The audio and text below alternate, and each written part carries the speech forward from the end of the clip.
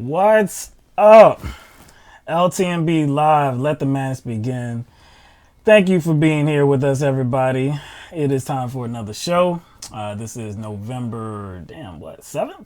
November 7th? Yeah, November 7th. Yeah, it's November 7th. A week into this second to last month of 2019. We are broadcasting live on YouTube, Twitch, and Periscope Live. So thank you to everybody who's joining us again. If you are on YouTube, please hit that subscribe button if you haven't already, and click that bell so that you can get all the updated content from YouTube. We have a pretty good show for you today. Things are getting more ridiculous. I think, as anybody could expect, these impeachment proceedings continue. Closed door testimony, the release of new transcripts are coming out. So that causes Republicans that want to defend Donald Trump to be more ridiculous about what they do. So we're going to get to a lot of that. But first, what we're going to do is talk about Tuesday night, election night, and some of the results.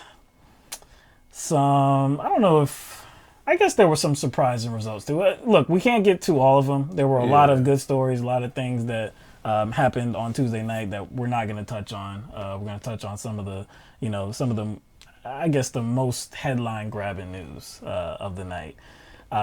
So what we'll do is we'll start in Virginia. Okay. So the Democratic Party in Virginia won control of the state legislature for the first time since 1994. It had been in control of the Republican Party. It was by pretty much like a hair margin.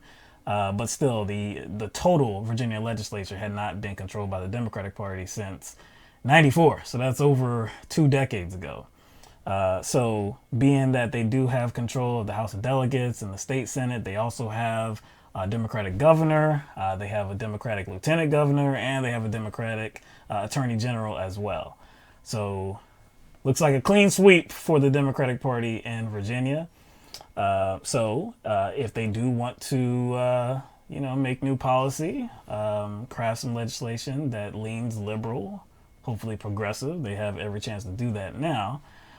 I would hope that they do so.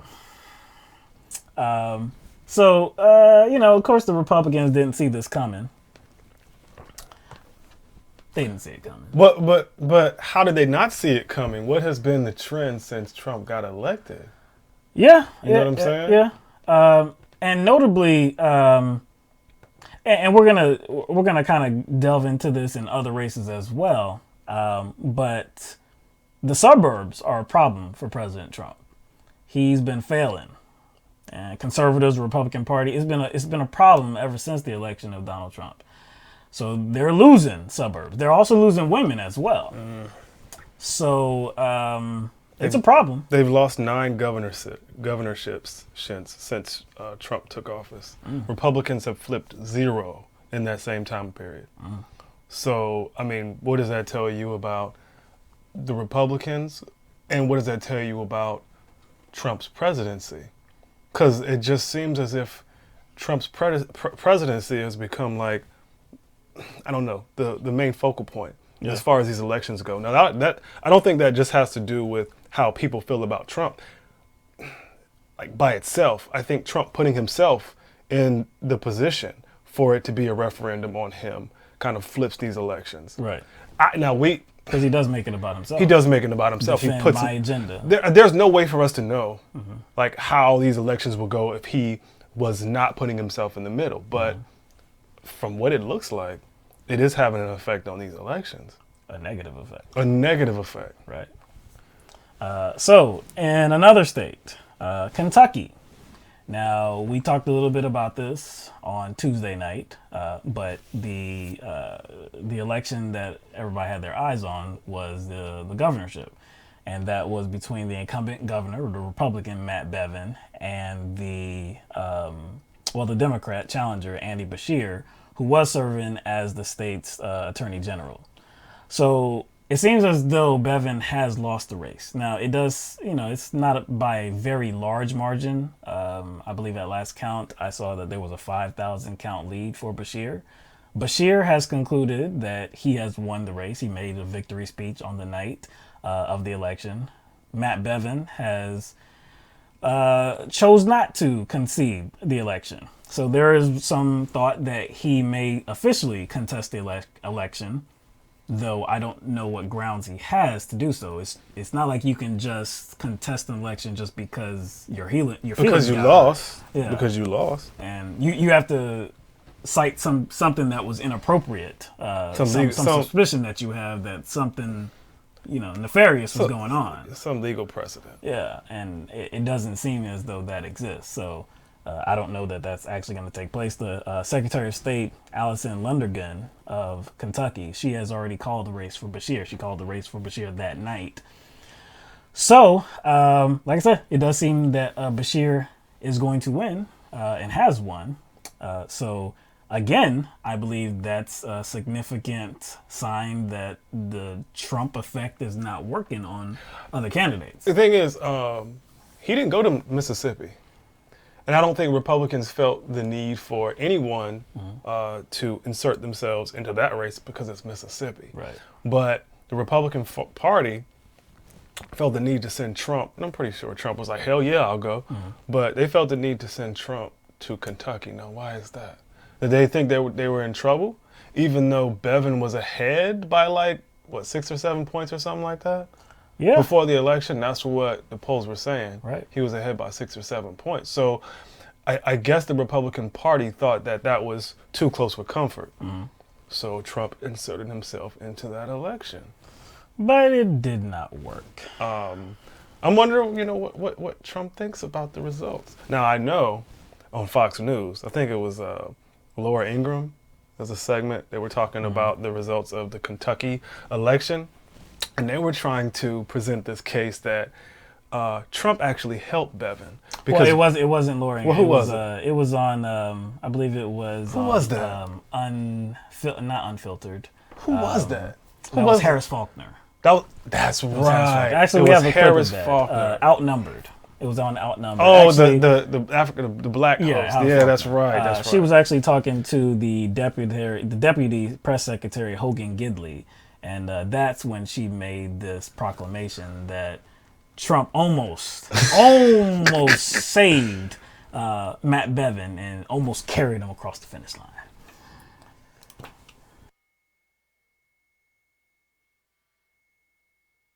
A couple of things just to follow up on there. With the president, is there any sense of frustration that he couldn't help Governor Bevin, potentially, because it's still too close to call, close that gap? I mean, at some points he was running 20 points behind, so he did help him. It is interesting that I confused those two, isn't it? Yeah.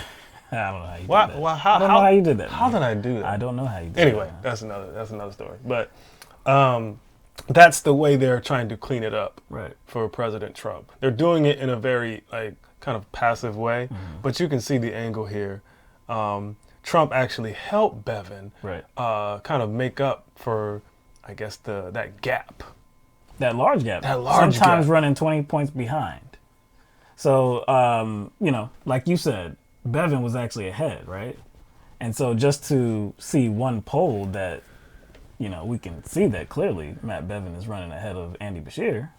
That was recently. That was that was from October 29th to November 1st. That was very recent. That was a week ago. Yeah. So I don't know where this 20-point number is coming from. They don't want Trump to take a hit. And Trump didn't want to take a hit either, because when he was there, he was saying, you can't let this happen to me.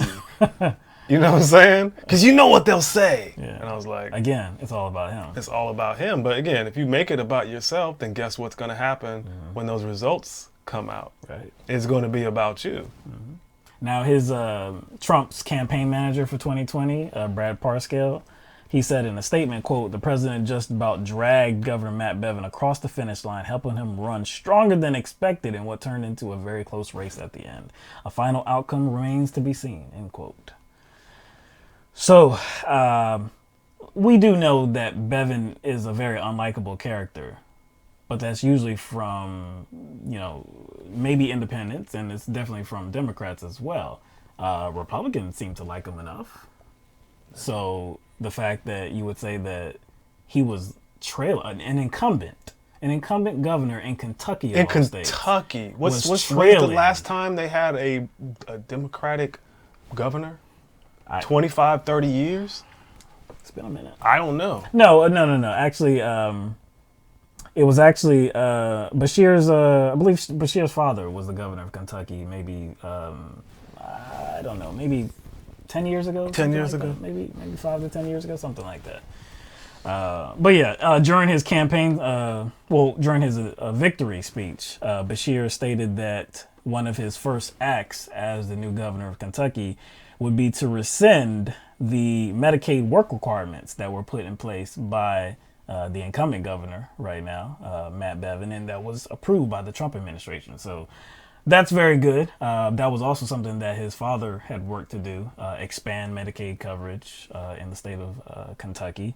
That is obviously something that Republicans always work to decrease and diminish in the states that they control. They do not want more access to health care for people. Go figure.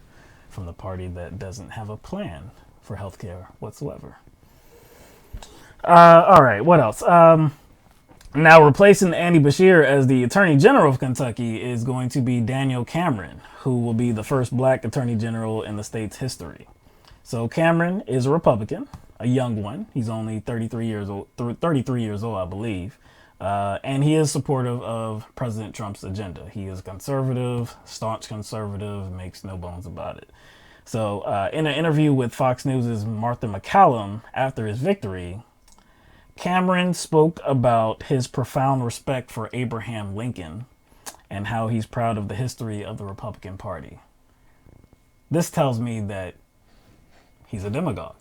This tells me that he's just as disingenuous as any other Republican that tries to distort history. Because if you actually dealt with history, if you actually dealt with the history of Abraham Lincoln, I'm not celebrating him. I'm not. I think he's not somebody. He's not a figure that I respect. Well, you know why kind of people kind of like to hang their hat on Abraham Lincoln, because there's this distorted idea that the North wasn't racist at all. Oh yeah, you know what I'm saying? Not at all. Oh, and they held very favorable views about black people too. Oh yeah, they found them equal. White people and black people. They found that they were. Isn't it weird how especially like conservative Republicans in the South will both claim Confederate heritage and claim Southern pride, and then say we're the party of Lincoln. Yep, abolitionists. Isn't that weird? Yeah. They were abolitionists, but they loved their Confederate history. That's just weird to me. Very weird. But then, who they defer to in rhetoric, they defer to Abraham Lincoln. Right. But that's actually not much better. No, it's not. Yeah, well, look, he wasn't a Confederate soldier. Yeah. He wasn't supportive of the Confederacy. But go back and look at his first inaugural address. Go back and look at it. He clearly stated that he had no intention to disrupt the institution of slavery in the South. Now, you could say that he didn't want to expand it into, the different territories, but the actual institution of slavery in the South? Oh no, that inaugural address to the South was pretty much like a hey guys, please stay in the Union, okay? Won't be no trouble. We're not coming for the slaves, okay? We're also going to respect the Fugitive Slave Act and return those slaves to you.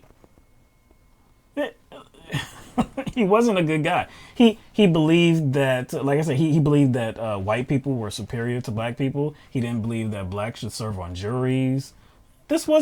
He pretty much believed in segregation. He didn't believe in, mixing of the races, interracial marriage, or anything like that. This is the guy that, you want to celebrate and say, hey, this is the party of Lincoln. We're proud of that history and that heritage. Man, get out of here. You seem kind of dismissive. Oh, I'm very dismissive. Also on Tuesday, New York City became the latest and the largest city to pass ranked choice voting. So that's a good thing. This will allow voters to rank their top 5 candidates, and it will begin in 2021. I'm supportive of ranked choice voting. I believe that it's better than the system that we have for most elections in most districts, most cities and precincts. I think it's a way to. I think it's a fairer way. I think. To me, it's more like it's the next best thing to everybody's vote counting. Yeah, I think so. Yeah. You know what I'm saying? No matter who you vote for, it's the next best thing. There's Right. always other things we can do. We talk about those things all the time, but this is kind of like the next best thing to that. If you're not going to get, well, look, I do want the Electoral College, completely repealed. I want that gone. If you're not going to do that, though, like you said, I mean, I would at least want ranked choice voting. I would at least want that. Aside from like every vote counting the same way, Yeah. this, I think, it doesn't solve that. No, but I it think doesn't. it's a good step to get to It that. is. I think it is. Yeah. And quite frankly, I don't think anyone can say that it disadvantages one party. No, I mean it's a risk. Actually, it's a risk, It is. but I think it resembles a democratic process. All right, so we already talked about the GOP being scared. There's been some comments from the GOP, maybe current Congress members, media figures, this and that, and they're alarmed about the results on Tuesday. Because while, of course, there were some conservative wins, you would think that in a state like Kentucky, that they wouldn't have given up the governor seat. And then in Virginia as well, it does seem like it's a win against Trump and his agenda. I think in Columbus, the city council flipped Democratic too, and that's Mike Pence's hometown. And they haven't had control of the city council in Columbus for like 30-something years. That's the vice president's hometown. Yep. You would think that could be carried. You think that'd be a stronghold for, I guess, someone who is currently in office? Right. Senator Lindsey Graham, Republican from South Carolina, said about these wins from the Democratic Party, he said, quote, "I think when you look into it, it's more about tone and style than it is about policy."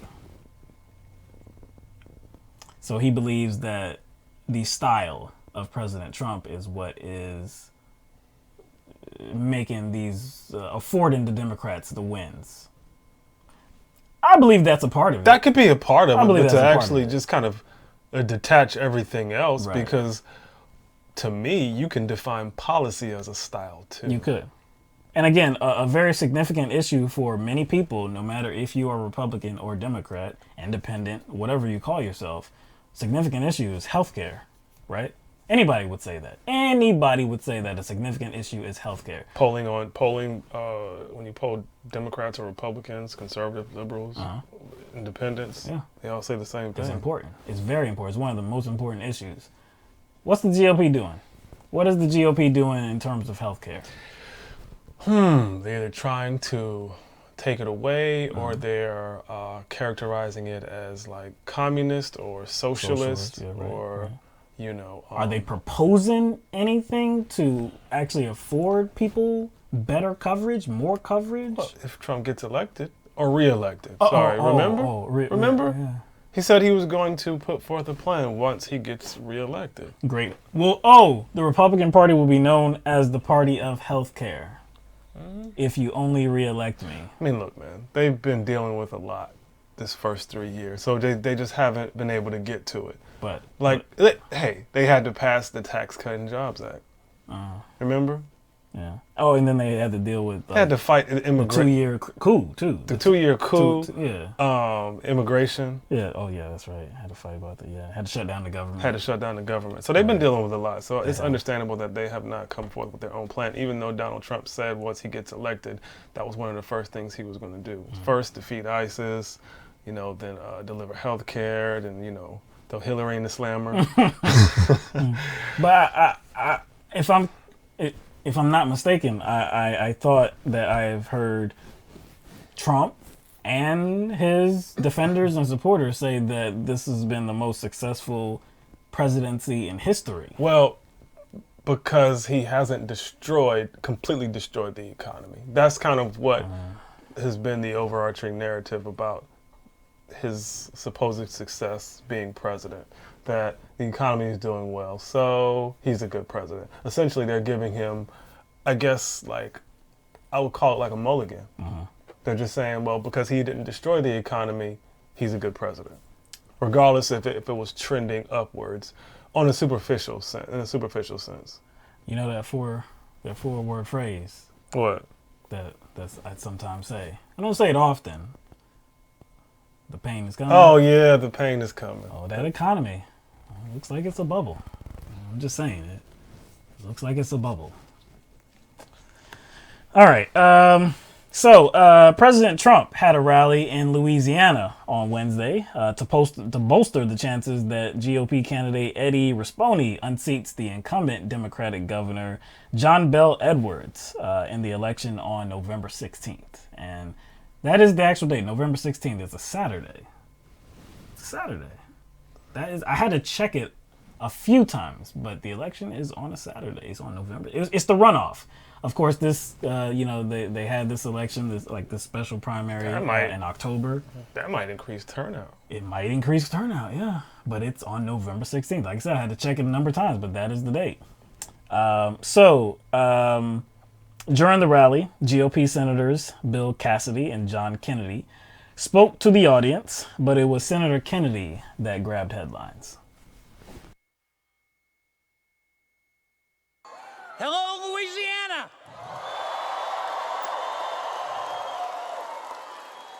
Thank you, Mr. President, for visiting our state.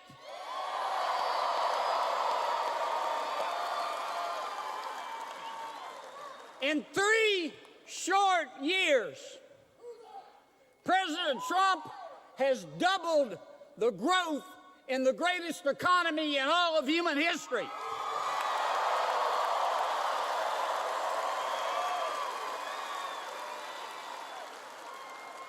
And you know what our Democratic friends have done for him? Speaker Nancy Pelosi is trying to impeach him.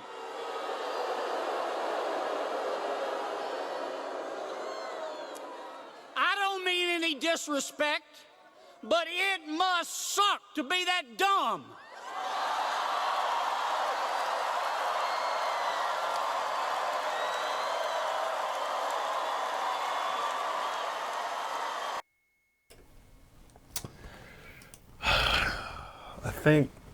I think we can say the same thing for him that we said about Rand Paul, or any of these Republicans that stand on stage with Donald Trump. They seem to poke their chest out more, or maybe say some things they wouldn't regularly say. Like summon his energy, summon his rhetoric. Yeah, it's almost like they are feeding off of Trump in a sense. So it's not even just about the voters or his base. He's kind of creating this virus within the Republican Party. Well, the representatives of the Republican Party. But this is something that we have said before about how the Trump effect translates to other people. It doesn't. Trump can do what he does. His style is his own. When other people mimic it, it tends to not work the same way. So John, like you said, Senator John Kennedy, feeling himself, feeling like he's going to get out there and, hey, the crowd is roaring. This is a pro-Trump crowd. We're here to support our fellow Republicans. So I guess he feels like he can be loose with his tongue and just insult somebody, even though he had the he had the presence to say beforehand, to preface his comments by saying, I don't mean any disrespect to Nancy Pelosi, but it must suck to be that stupid. What did he say, stupid or dumb? Yeah, it must suck to be that dumb. Well, I'm not sure you can take it any other way as other than an insult. But I mean, but you might as well not say I don't mean any disrespect. If you're gonna say it, just let it ride. Don't try to categorize it as something that it's not. And that's the thing. I don't want to get into the semantics of all this, like, and make it about who said what about whom? Because I don't even think it's about Pelosi in this instance. Oh, it's not. It's just somebody Yeah, that yeah, he yeah. grabbed and, you know, hey, I'm going to throw her up. Because, She's of course, being- there's a lot of animosity towards her. animosity towards. So she's used as a springboard to, I guess, send a message. And one of the messages that they're sending is that, hey, it doesn't really matter what the president does. It doesn't really matter what the president does. What we're going to do is we're going to tell you how you benefit from his presidency. Because that's essentially the only defense that they have, because they know he's guilty of something and they know he's abusing his power. So let's just manipulate these people into believing that they benefit financially from Trump being president. You know, if he's removed from office, y'all are going to suffer. You know what I'm saying? Like, to me, that's kind of telling people, hey, we're going to buy y'all off. That's what it sounds like. That's what it sounds like. It doesn't really matter what Trump does.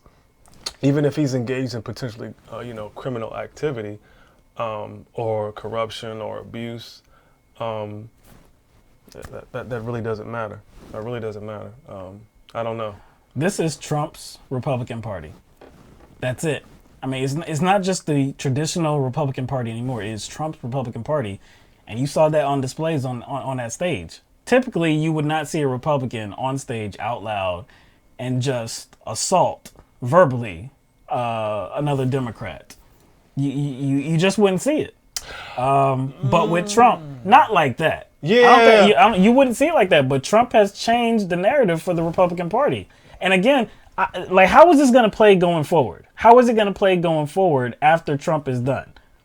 I don't know if he's going to get actually removed from office, if he does not get reelected, if he gets reelected, and then of course his time is done in another 4 years. Whenever the end of Trump is, how is the Republican Party going to exist without that figure? Because they all feed off of him.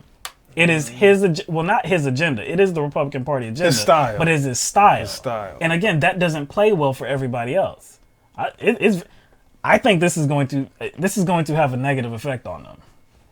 But like I said, I've said it before that he's their best chance. Definitely in 2020, he's their best chance. Okay. He's their best chance, and that kind of message is referring to Republican representatives. But do you think that the voters kind of have that same position?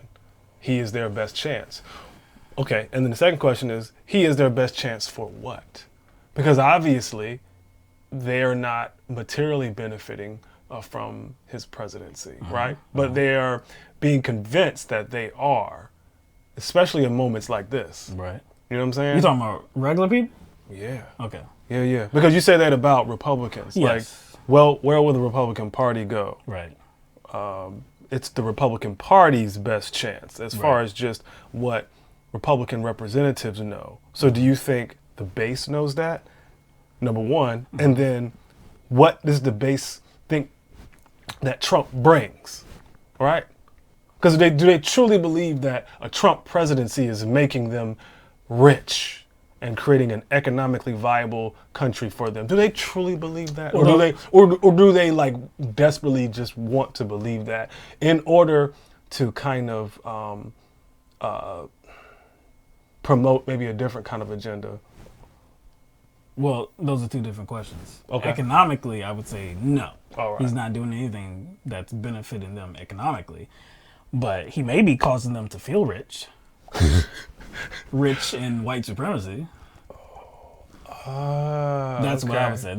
That feeling is very rich. I think anybody, if you hold that feeling near to you, like if that's an endearing feeling to you, then yeah, I think you would feel a little bit rich having Trump in the White House. So that's another message that's being sent right there. Oh, I think so. So it's like that kind of a replay of that old manipulative trick that wealthy old white men deliver, like the message that they deliver to their mostly white audience about us being in power is good for you too. You know what I'm saying? So there's maybe like a slight little dog whistle in there. Even though it's not tangible. I mean, but see, we can't just take to. one rally. We can't put one rally in a vacuum. You see what I'm saying? We can't just like put like this one moment in a vacuum. We kind of have to incorporate all the other moments of Donald Trump, not just him in a rally, but the positions he's taken. Because to to kind of hang all of your support for Trump on this idea that he has been economically good, whether it's true or not, what they are saying is it doesn't matter what else he has done. It doesn't matter that he's promoted social inequality or, social stratification. It doesn't matter whether he's disparaged Muslims, immigrants, Mexicans, trans people, etc. It doesn't matter that he used Congress people as an auxiliary to, show how invalid non-white people are in this country. And so how invalid the push to create an equitable system for people who don't look like him. That's essentially what he was targeting when he was telling 3 members of the squad to go back to their country. Because he was questioning whether they even have a right to govern. And if you look at their view of what needs to be done in this country to govern, it's trying to create an equitable system. So when Trump comes against those 3, that's what he's coming against. What about Kaepernick? What does his kind of rhetoric about Kaepernick indicate about him? So it's like these people don't care anything about that. No, they don't. I just saw a panel on CNN recently where there were some Trump supporters, some supporters, I guess, that were a little bit critical of him, some that weren't. But there was this one woman that at the end said, or was asked, really, I believe it was Allison Camerota that was asking her, what if, is there anything that Trump could do that would pull your support from him? What if he did shoot somebody on Fifth Avenue? What would be your response? And she said, well, it would depend on why he shot him. That question should not be asked, really, because the whole meaning behind that line that Trump was the one that offered that line when he was campaigning in 2016. I could shoot somebody on Fifth Avenue and I still wouldn't lose votes. It meant that it doesn't matter the reason why I shot somebody on Fifth Avenue. I could have just shot somebody and I still wouldn't lose votes. So that she has to ask the question, even though she knows where Trump was going when he said it. Like, suppose he's the culprit. There was no good reason. It was a murder. Or it was, at the least, an assault. Doesn't matter. I think there's something symbiotic going on here. Because just as much, we could talk about Donald Trump and, Republicans and their rhetoric that they deliver. But I do think there's a bit of a symbiotic relationship. They know that their audience needs to hear something. They know that their audience wants to hear something. Their audience needs a desperate, it's like they need to hear that message. So just as much as the demagogue needs to deliver the message, the people hearing it need to hear that demagogue deliver the message so then they have an excuse to support somebody like Trump. They need it just as much. So I'm not letting them off the hook either. So it's not just about Trump. It's not just about the rhetoric that Republicans deliver. It's about their base needing to hear that rhetoric. They need something to support Trump, even if it's not true. Yeah. And it's not tangible. Like we said, it's nothing that is actually making their lives significantly better in ways that you can actually touch. Maybe they know he's guilty. Maybe the Republican Party know he's guilty of abusing his power. So, hey, we just have to deflect to something else. Hey, we're not going to admit he's abusing his power, but see, all of that doesn't matter. The reason why he's being impeached or possibly being impeached, or the reason why the Democrats might issue some articles of impeachment doesn't matter. What really matters is he's working for you. Because that's all they have. That's their defense. They can't defend on the merits. They just have to deflect to something else. All right, so let's go on to the impeachment inquiry. Some more information, some more drama, some more ridiculous defense of President Donald Trump. As we were discussing on Tuesday night's program, Ambassador Gordon Sondland, his testimony was released. His closed-door depositions were released, and that included his amended testimony as well, in which he, I could say, fessed up. He said he just remembered. Okay, kind of convenient. But he fessed up to being a part of the quid pro quo and actually delivering that information to a Ukrainian official. There was a quid pro quo, and he made that very clear. So we didn't get to the response because we didn't have it yet because that was new information on Tuesday. I hadn't heard anybody at that point respond to it. We knew it was coming, though. Of course, you knew it was coming. We're going to talk a lot about Senator Lindsey Graham, Republican from South Carolina. And Senator Graham is one of President Trump's loudest supporters and defenders. So, of Gordon Sondland's amended testimony, Senator Lindsey Graham said, "That's his opinion. This, to me, is a manufactured issue created by some unknown whistleblower who needs to be known, and the phone call is the basis for the impeachment allegation. I don't think the president did anything wrong." Now, again, just to kind of summarize what Gordon Sondland's amended testimony was like, and what he admitted to was that he was a part of the quid pro quo. The same day that Vice President Mike Pence met with the president of Ukraine, Zelensky, he talked to a Ukraine official, Yermak, and told him that the security assistance would not likely be received by Ukraine until the announcement of the investigations that Trump was demanding. So he was a part of this quid pro quo. He was saying that, hey, you're not going to get this unless you do this. That is a quid pro quo. So he is amending his previous statements, his previous testimony. But again, his testimony is just a kind of a narrative of his own involvement. His experience. His experience. Right. His involvement. Firsthand. Firsthand Involvement. Firsthand involvement. So it is not an opinion. No, it's not an opinion. If I say, yo, man, this is what I did. I did A, B, C, D. Right? This is what I did. This was my involvement. Me. I did this. I said these words. I did this. I said these words. This is who I spoke to. These are the other players involved. Yeah. Blah, blah, blah. That's not an opinion. Of course it's not. That's a first-hand account. That's not an opinion. Yeah. He's saying that what Sondland is saying, that's Sondland giving an opinion of what Sondland did himself. It's ridiculous. So Graham went further. This was on Tuesday as well. Speaking to Fox News, Senator Graham said, "You shouldn't have an impeachment inquiry that was started by an anonymous allegation." He also said, "Their biases have to be known if they have any." Now, I really want to break down why this is so ridiculous and why, Senator Lindsey Graham is becoming the biggest clown of anybody, and that any of President Trump's defenders, he is becoming the biggest of the clowns. It doesn't matter. Really, the whistleblower doesn't matter at all anymore.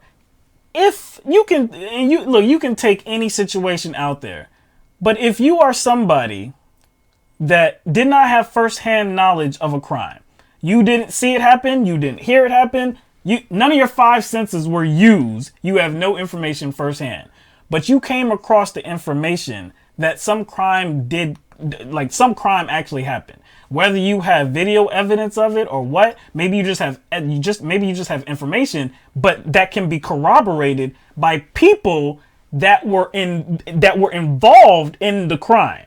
Some way, somehow, there's got to be some proof.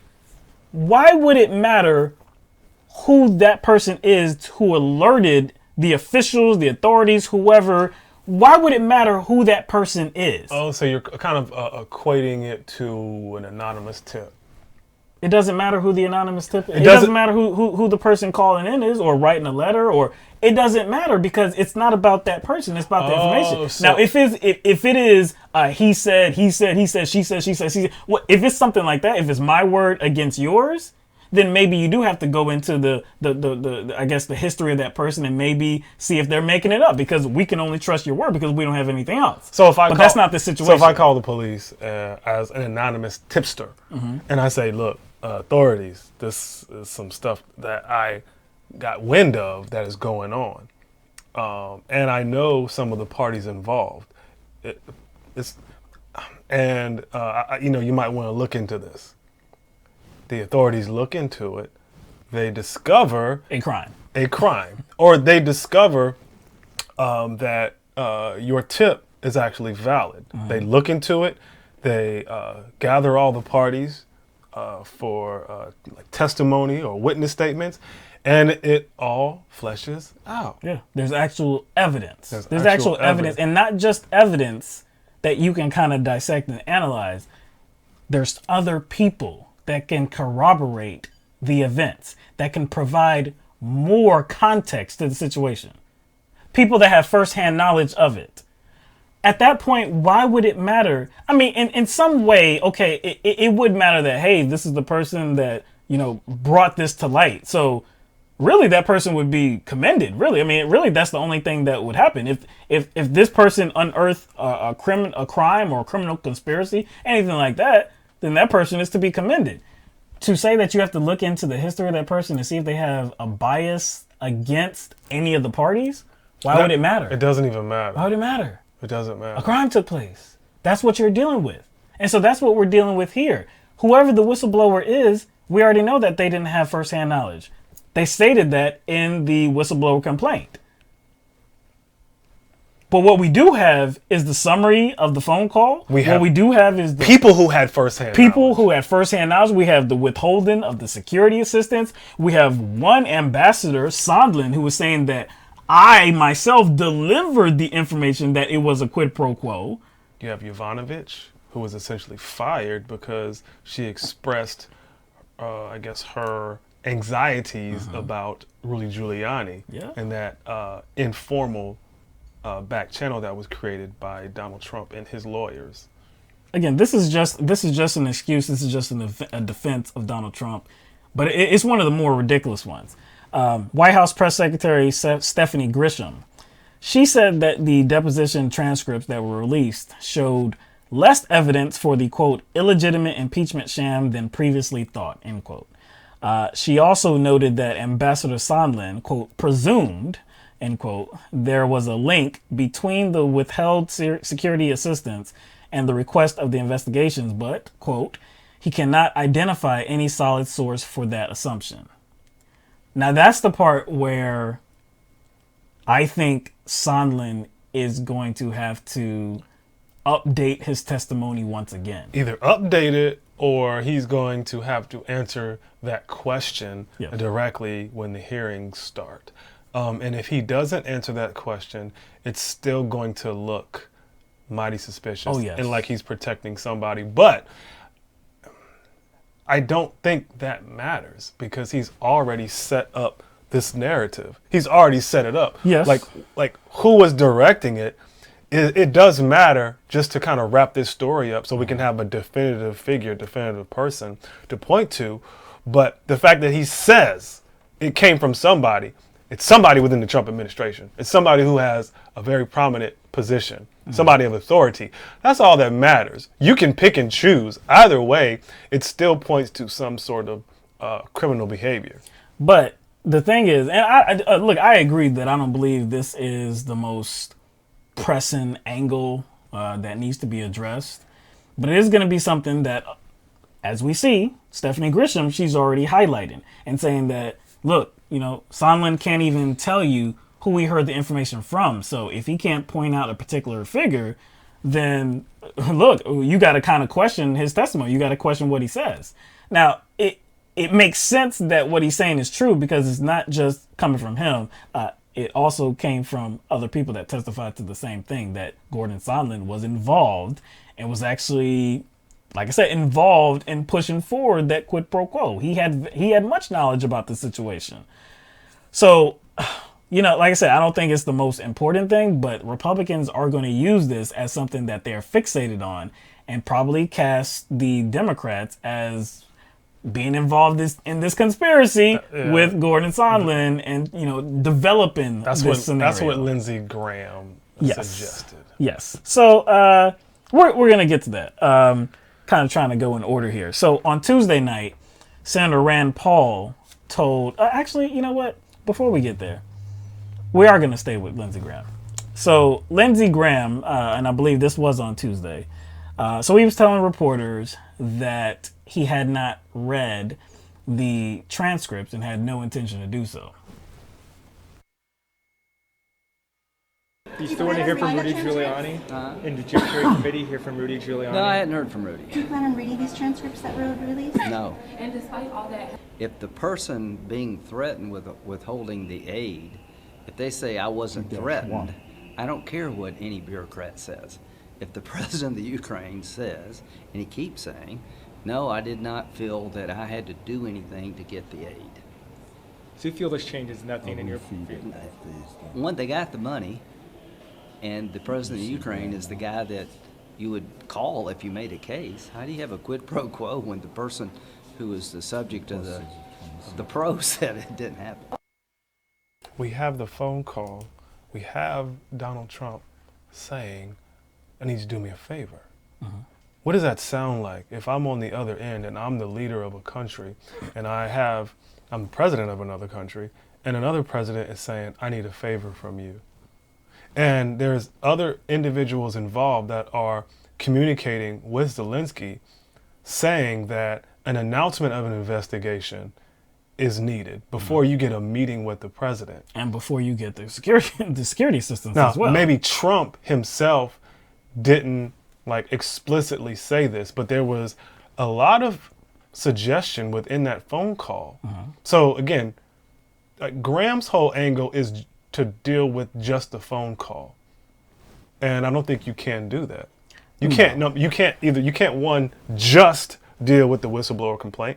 You can't just deal with the phone call, because that's what they seem to be doing with this little shell game. Hey, let's focus on the whistleblower now and act as if it's his,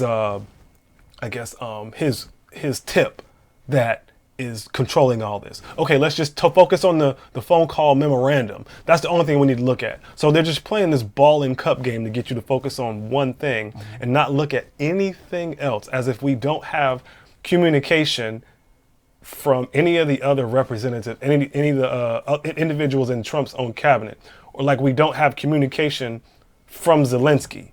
We do. We don't just have the conversation between Donald Trump and Zelensky. Zelensky was in communication with other people. I've asked this question again.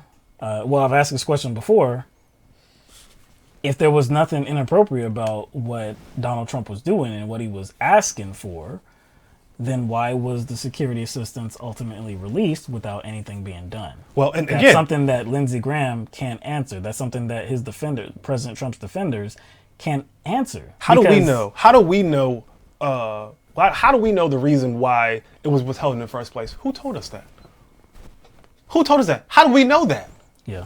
How do we know that in the first place? Yeah, that we came didn't, from the White House. That came from the White House. That came from Donald Trump. Counter-agency issue. That came Which from didn't make sense to anybody. The White House. Yeah. That narrative wasn't invented by people who are against Trump. That was the reason they gave. So now they're trying to say, well, Zelensky didn't know. Really? How does Zelensky not know when we already know? It's already been documented that he did know that he had to make an announcement of an investigation. And he was prepared to do so in a CNN interview. But then it was Ambassador Bill Taylor that alerted him that the security assistance had been released, and so he had no need to do so anymore. So, all right, so let's go to staying with Tuesday night. Senator Rand Paul was on Fox News and said that he may name the whistleblower. The statute says the Inspector General can't reveal the name. There's nothing that prevents me from saying it now, other than that I want it to be more about the process and less about the person. But there's no law that prevents me from mentioning the name of who's been said to be the whistleblower. But there's also convinced you know? Yeah. And there's something important also. It's called the Constitution. The Sixth Amendment to the Constitution says, if you are going to accuse me of a crime, I get to stare you down in court. That is absolutely part of the Constitution. The statute might say one thing, but I promise you, if there is a trial, you always get to confront your accuser. It's in the Sixth Amendment. It's in the Bill of Rights. There's no way they can stop the defense from asking for I don't that. understand what prevents you from getting on the Senate floor where you're protected on all kinds of things and just giving a speech and saying what the guy's name is if you're convinced you know who it is. No, I can, and I may, but I can do it right now if I want. Nothing stops me. There is no law that stops me from doing it. Other than that, I don't want to make it about the one individual. But I would say this. I do think that this individual is a material witness to the potential Biden corruption. He was there under Joe Biden. He was there when Joe Biden was trying to fire the prosecutor that was investigating Hunter Biden. So this person was a Ukrainian expert on the desk at that time. I think he should be interviewed not as the whistleblower, but as a material witness to the Biden corruption in Ukraine. Okay. He contradicted himself from the very start. He claims he wants to make this more about the process and not about the person, right? Then why does the whistleblower matter? He's actually making it about the person. And if I'm not mistaken, doesn't he have a background in law? Doesn't he have a degree in law or something like that? I could be wrong. I believe so. I believe he's a lawyer. So he knows this is not a criminal. This is not a criminal trial. This is actually a political process. Articles of impeachment are a political process. And the lead up to, I guess when articles of impeachment are filed, the lead up to that is the deposition process, the information gathering process, the evidence gathering process. That's what we're in right now. We're not in a criminal trial phase. So this whole idea that someone has the right to face their accuser doesn't apply in this situation. And I know Rand Paul knows that, so he is lying. He has a background in, he's a medical background. Okay, it's a medical background. Yeah, I knew that. Either way, he's still supposed to know the law, and everybody always touts his constitutional acumen. He touts it too. And he stated that the Constitution, the law, which actually doesn't apply here. So you have to ask yourself, why is Rand Paul lying here? Why is Rand Paul lying here? And how can the whistleblower, how can he request the whistleblower be a material witness in a case that's actually not being litigated? Yeah. Because Hunter Biden and that case is actually not being litigated right now. No, so you can't be a material witness in some theoretical litigation. So he's just trying to use that situation as some sort of proxy for the whistleblower being present or presented for this investigation involving Donald Trump and his withholding aid from Ukraine. So this is deflection. This is deflection to the highest degree, saying that it doesn't matter. I don't want to make this about the whistleblower, but I might name him because I think I know who he is. I'm pretty confident I know who he is. I think I should name him. Somebody should name him. The media should name him. Do your job. Then he talks about how he should be, the whistleblower should be called to testify because he was witness to Biden's corruption. And I like how he just kind of throws it in as fact that the prosecutor was, in fact, investigating Hunter Biden. Those are facts not in evidence. Because that was never, nobody ever reached that conclusion. It was investigated in Ukraine. They never said that the Bidens did anything that was inappropriate or illegal. There's nothing that says that. So to just offer it up as it's just fact that has already been settled that Hunter Biden was being actually sought after by this prosecutor. He's just lying. But the other thing about this is that he says that in a trial you have a right under the Constitution to confront your accuser.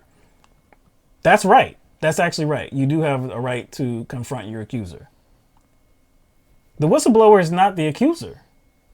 Why is he getting that wrong? He doesn't have a background in law. He's not a lawyer. Okay.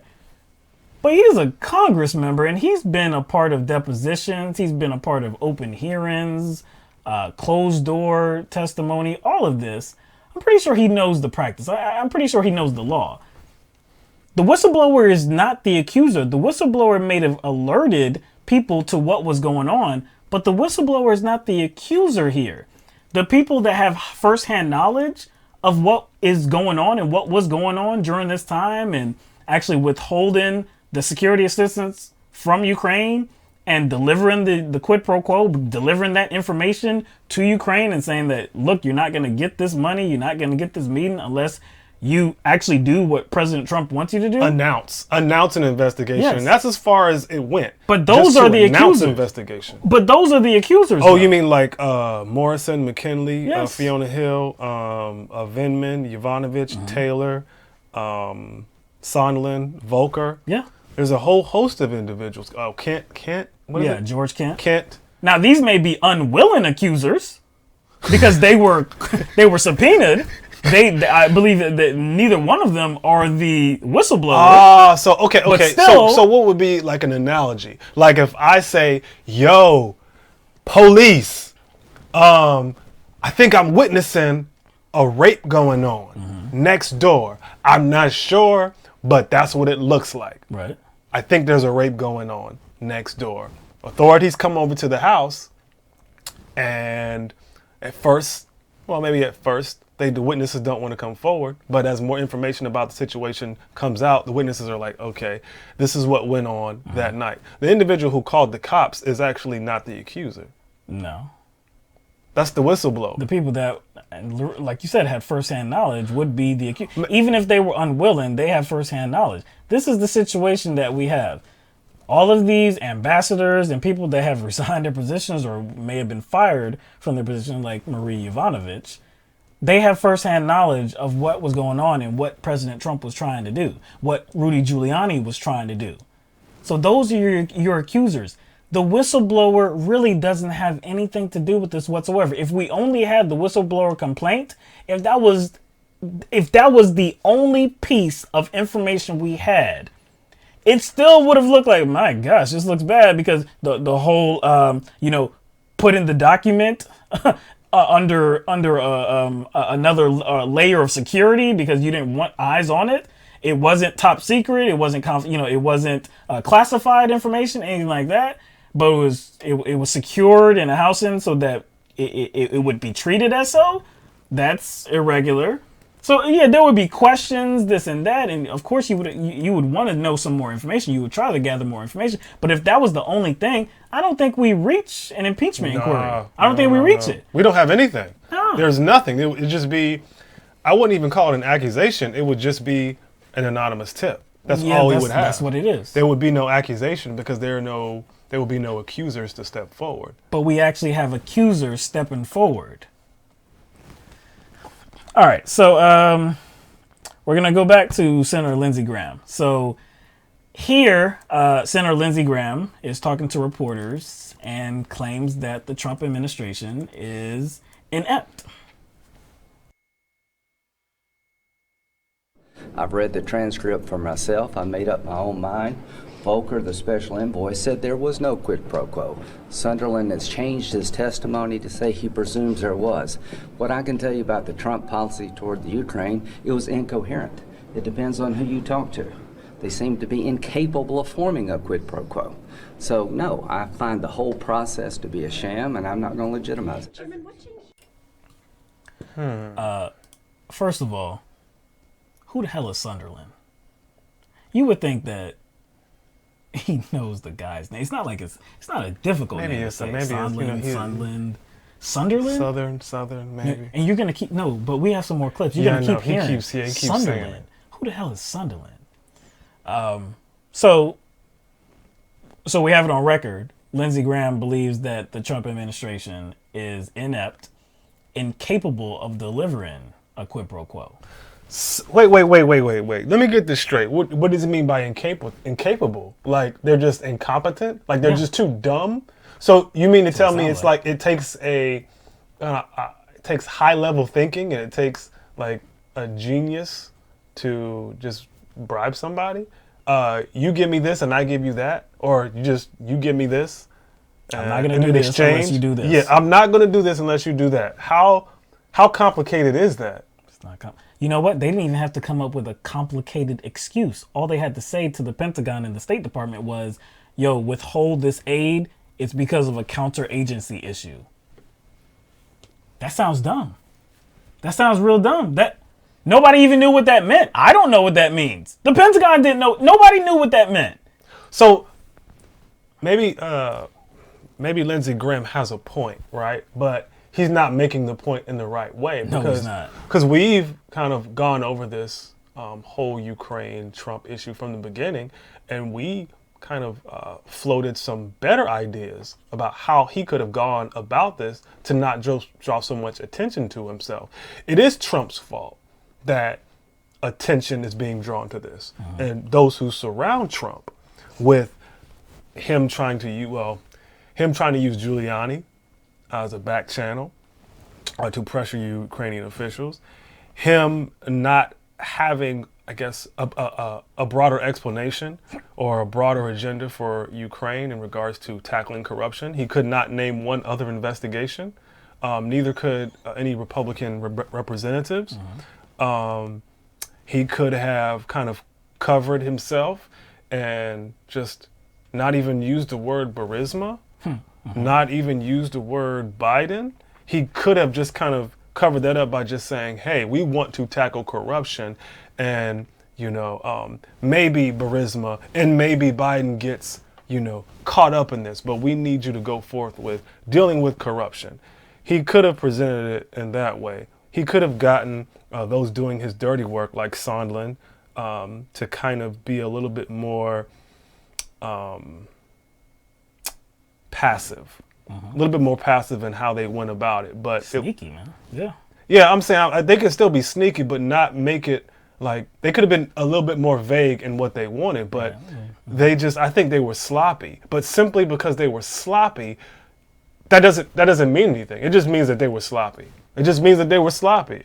But you can be stupid and still bribe somebody. It doesn't take a high level of intelligence. You ever seen that show? What was that? The World's Dumbest Criminals? Oh, did you ever watch that? Man, many times. Does their criminality, have anything to do with their intellect? Does them being caught as criminals have anything to do with how you, I guess, choose to prosecute them, or whether you choose to prosecute them or not? No. Oh, he's too dumb to have held somebody up? Well, he tried, and he did it in a sloppy way. So I just think that all Lindsey Graham is saying without knowing he's saying it, incidentally, is, hey, they were sloppy. Hey, they were sloppy. But instead of saying they were sloppy about, abusing their power, about Trump using his executive power to go after political opponents, and also kind of involve himself in, I guess, relitigating 2016 and how Ukraine and, Russia were involved in some way in our election, instead of, just recusing himself from that, he sloppily went about those things. So that's on him. That is. All right, some more from Senator Lindsey Graham. So Senator Graham appeared on Fox News on Wednesday with Mark McCallum, and this is where the effort to paint Ambassador Gordon Sondland as a Democratic operative emerges. So, Bill Taylor, what does he base his belief that there's a quid pro quo on? What is the factual basis? A conversation with Sunderland. Now, here's a question. Why did Sunderland change his testimony? Was there a connection between Sunderland and Democratic operatives on the committee? Did he talk to Schiff? Did he talk to Schiff staffers? I've been a lawyer for a very long time. When somebody changes their testimony, they suddenly recall something they didn't know before. It makes me incredibly suspicious. Why did Sunderland change his mind? What prompted him to change his mind about maybe there was a quid pro quo when I said there wasn't? Again, I don't know who this Sunderland guy is. He said that at least, 3-4 times. Sunderland. You would think somebody would correct him. Ambassador Gordon Sondland, the ambassador to the EU, European Union. He's a lifelong Republican. And he also has some financial ties to this current administration. He gave about $1 million to the inaugural committee. So he's essentially someone who you could, I don't know, characterize as being bought into Donald Trump and whatever his agenda is. Oh, I think so. Willingly. It's not like he was held up for that $1 million. But is there a logical reason as to why someone's testimony would change? Not only is there a logical reason, the timing of him updating and amending his testimony. Yeah. Is there just a logical reason why that would happen? Something other than speculating about some sort of colluding with Democratic operatives. What could that something be? Well, again, we had speculated that somebody was going to have to probably return and give some additional testimony because there were other figures that were putting him on blast. There were other figures that were saying Gordon Sondland probably didn't tell you the truth. They may not have said it in those words, but with their recollection of events, they were saying Sondland left some things out, or he put himself outside of the involvement, in which he actually had a lot of involvement. So I don't know. So that's why Gordon Sondland had to return, and that's why Gordon Sondland probably felt the need to be on the record and be more truthful than what he was in that first initial closed door deposition. So you have at least 10 or more witnesses to a particular situation that have a testimony. Yeah, and they're making him look bad. All their testimony lines up, right? So you have the whistleblower informing the proper authorities that something is going on. Witnesses that are involved in that situation reluctantly come forward, but they come forward because of a request. Yeah, they were subpoenaed. Yeah. 2 handfuls of these witnesses have a story. These stories tend to look very credible. Yeah, they're overlapping. They're overlapping. Yeah. And one of these witnesses kind of comes forward. And he comes forward with testimony that absolves himself. Oh, completely. And it's the one guy that has a financial tie. That came first. He absolved him. Came first. Then the testimony of these other people were like, contradicted that. So it is... The one that's not like the others coincidentally has a financial tie to this administration. Coincidentally. And it would make sense that he would change his testimony now. It's not some... You don't have to create some vast conspiracy. Oh, no. But again, working with Democratic operatives, why would you call people or individuals who are members of committees operatives? Why would you call them operatives? Oh, because... Why would you call any member of those 3 committees operatives? Lindsey Graham is on a mission here. Again, Lindsey Graham looks like the biggest clown of all of the Republican senators, Republican congressmen, out of everybody. The media heads, everybody. It looks like Lindsey Graham is doing the utmost, going way beyond the line to try to absolve Donald Trump and doing it in the most ridiculous way. So now Gordon Sondland is a never Trumper? He's a never Trumper now? Hey, Gordon Sondland. He was playing the long con. That's the long con. That's a long con. Not as a long con. It's a very sinister and manipulative con. I'm going to donate $1 million to Donald Trump's inaugural fund to get on the inside. Yeah. And he had the foresight to know that Trump was going to do some shit like this. See now, all you're doing is kind of creating a platform for other people to create a conspiracy. Now it's going to be like Sondland framed Donald Trump. It's too easy. It's too easy. Sondland framed Donald Trump to do all this. He framed him, and he made Donald Trump create a back channel with Rudy Giuliani. Ridiculous, man. All right, so on Wednesday, the transcript of Ambassador Bill Taylor's deposition was released publicly, and it provided some more in-depth views of Taylor's vantage point. So, a few things that we wanted to highlight from his additional testimony that was released. So, Ambassador Taylor was asked about his feelings on former Special Envoy to Ukraine Kurt Volker and former Secretary of Energy Rick Perry being directed by President Trump to speak to Rudy Giuliani. And so this is what he had to say. Actually, I wasn't disturbed by that. It's not unusual to ask people outside the government to play a role. In some sense, Kurt Volker was kind of outside the government, and he was playing a very important role. He kind of came into the government, a very important role in the negotiations. There have been examples, we've heard about them recently, of other civilians doing work for the State Department. And as long as the people pulled in from the outside, consulted from the outside, given advice or ideas on policy, we see that all the time. We all have seen that, and that's okay, as long as it's consistent with and supports the main thrust of U.S. foreign policy. And so at the time, I didn't think that was a problem. And so it was Chairman Adam Schiff that asked him, over time, did your view of that change? And Ambassador Taylor said it did. So, you know, he didn't have to do that. If Ambassador Bill Taylor is actually a never Trumper, if he's actually trying to set Trump up, then he could have answered that in an entirely different way. He could have said, yeah, I had a lot of reservations about seeing Rudy Giuliani at first, and seeing that people were being directed to talk to him. Oh yeah, that raised all kind of red flags, and that's never done. And in my experience, that just set you up for a failure. And I knew it was a political operation, not an operation that benefits the United. He could have said these things if he actually wanted to get Trump, but he didn't. He said at first he had no problem with Rudy Giuliani, I guess being the point person, and these other figures, Perry and Volker, having to talk to him. Didn't see anything wrong with that until he sees the creation of the irregular channel. So then in another part of this, he speaks about that irregular channel and it having a different motive.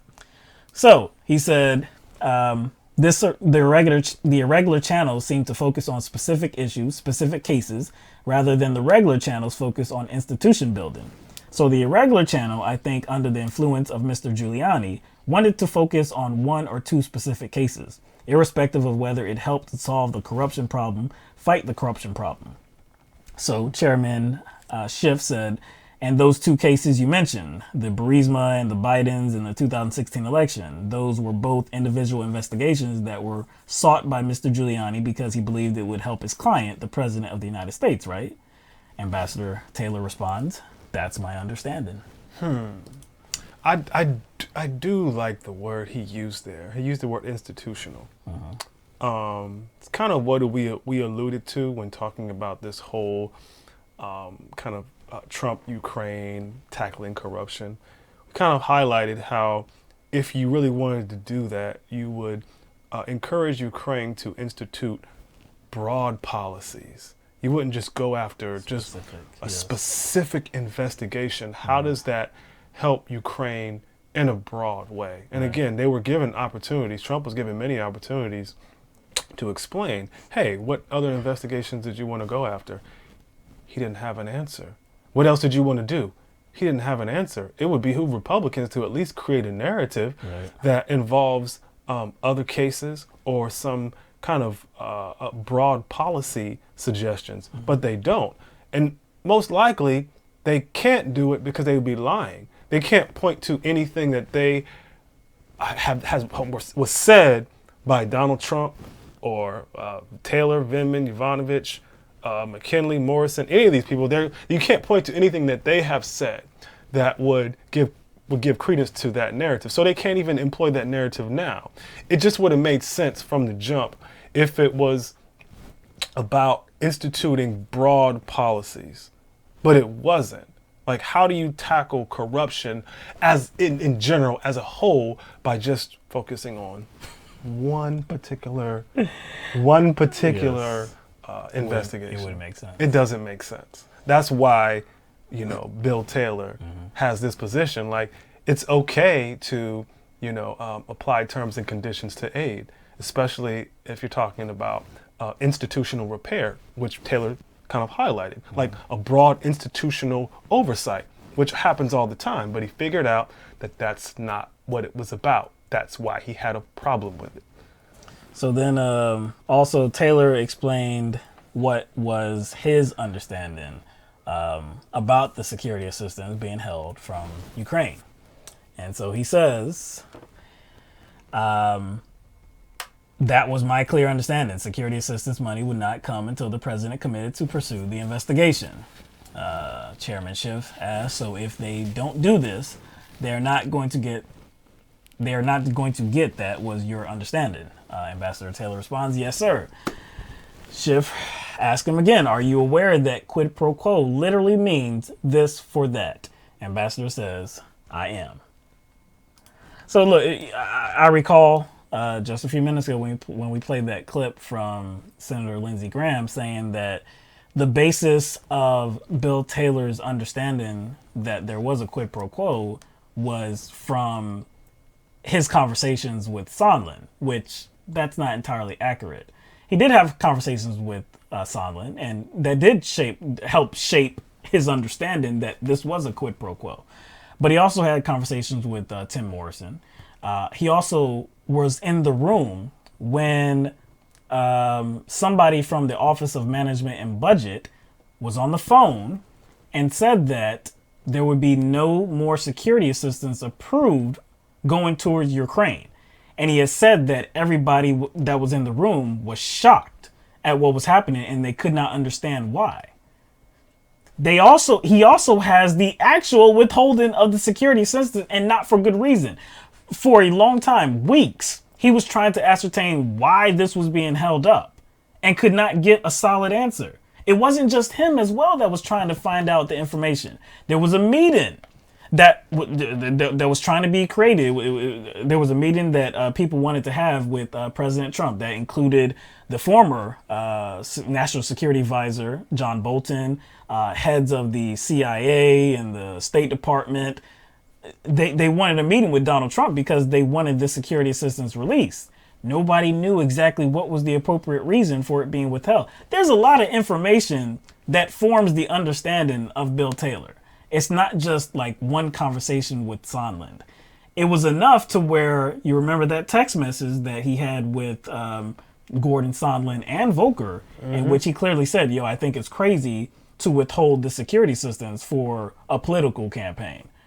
And now, which why, Sondland now, responded, why would hey, no quid pro quo. Why would cover he your ass think mode. that, though? Why would he think it was this withholding of Ukrainian aid was in service to Donald Trump? Now, why would he think that? This is not Democratic operatives. This is not Adam Schiff. Right. This is not coming from any Democrat that serves on one of the three committees. This is coming from someone Trump appointed, right? Someone who is has a first-hand account of this situation. Now, why would he think that? Why would he think that? Well, actually, a good way of answering that question is to pivot to everybody's favorite ride or die. Everybody's favorite ride or die. That's Rudy Giuliani himself. I would never want this guy on my team. You can't be on my squad because you do too much. This is another instance of Rudy Giuliani doing too much. This was on Wednesday. In a tweet, Rudy Giuliani says, "The investigation I conducted concerning 2016 Ukrainian collusion and corruption was done solely as a defense attorney to defend my client against false charges that kept changing as one after another were disproven." I'm not sure if Rudy Giuliani knows this or not, but that language that he just used, his goal was to defend his client. The United States. No. His client's not the United States. I think that said the United States, the interest of the United States. I think that that tweet actually said, I think you read that wrong. Wow, I put the wrong one up. The investigation I can do as a defense attorney to defend my client. To defense attorney to defend my country. No. That doesn't say client. My client. My country. My client. Country. Against false charges. I don't know what you're looking at, though. I think that says country. And to protect the diplomatic relationship of Ukraine and the United States. No. That's not what he wrote, though. That's not what he wrote. He said he needed to defend his client. So what that sounds like is that you wielded the government. You withheld government assistance to Ukraine to defend your client. That's not appropriate. That's not legal. That's you engaging in trying to protect the personal interest of your client. Donald Trump, not President Donald Trump. It's not to do anything for the United States government. It's not to do anything for Ukraine either. So the foreign policy argument is bunk. It's absolutely garbage. You did this. This whole scam was to benefit the interest of the person, Donald Trump, to bolster perhaps his chances at re-election. This is a lawyer. This is a lawyer.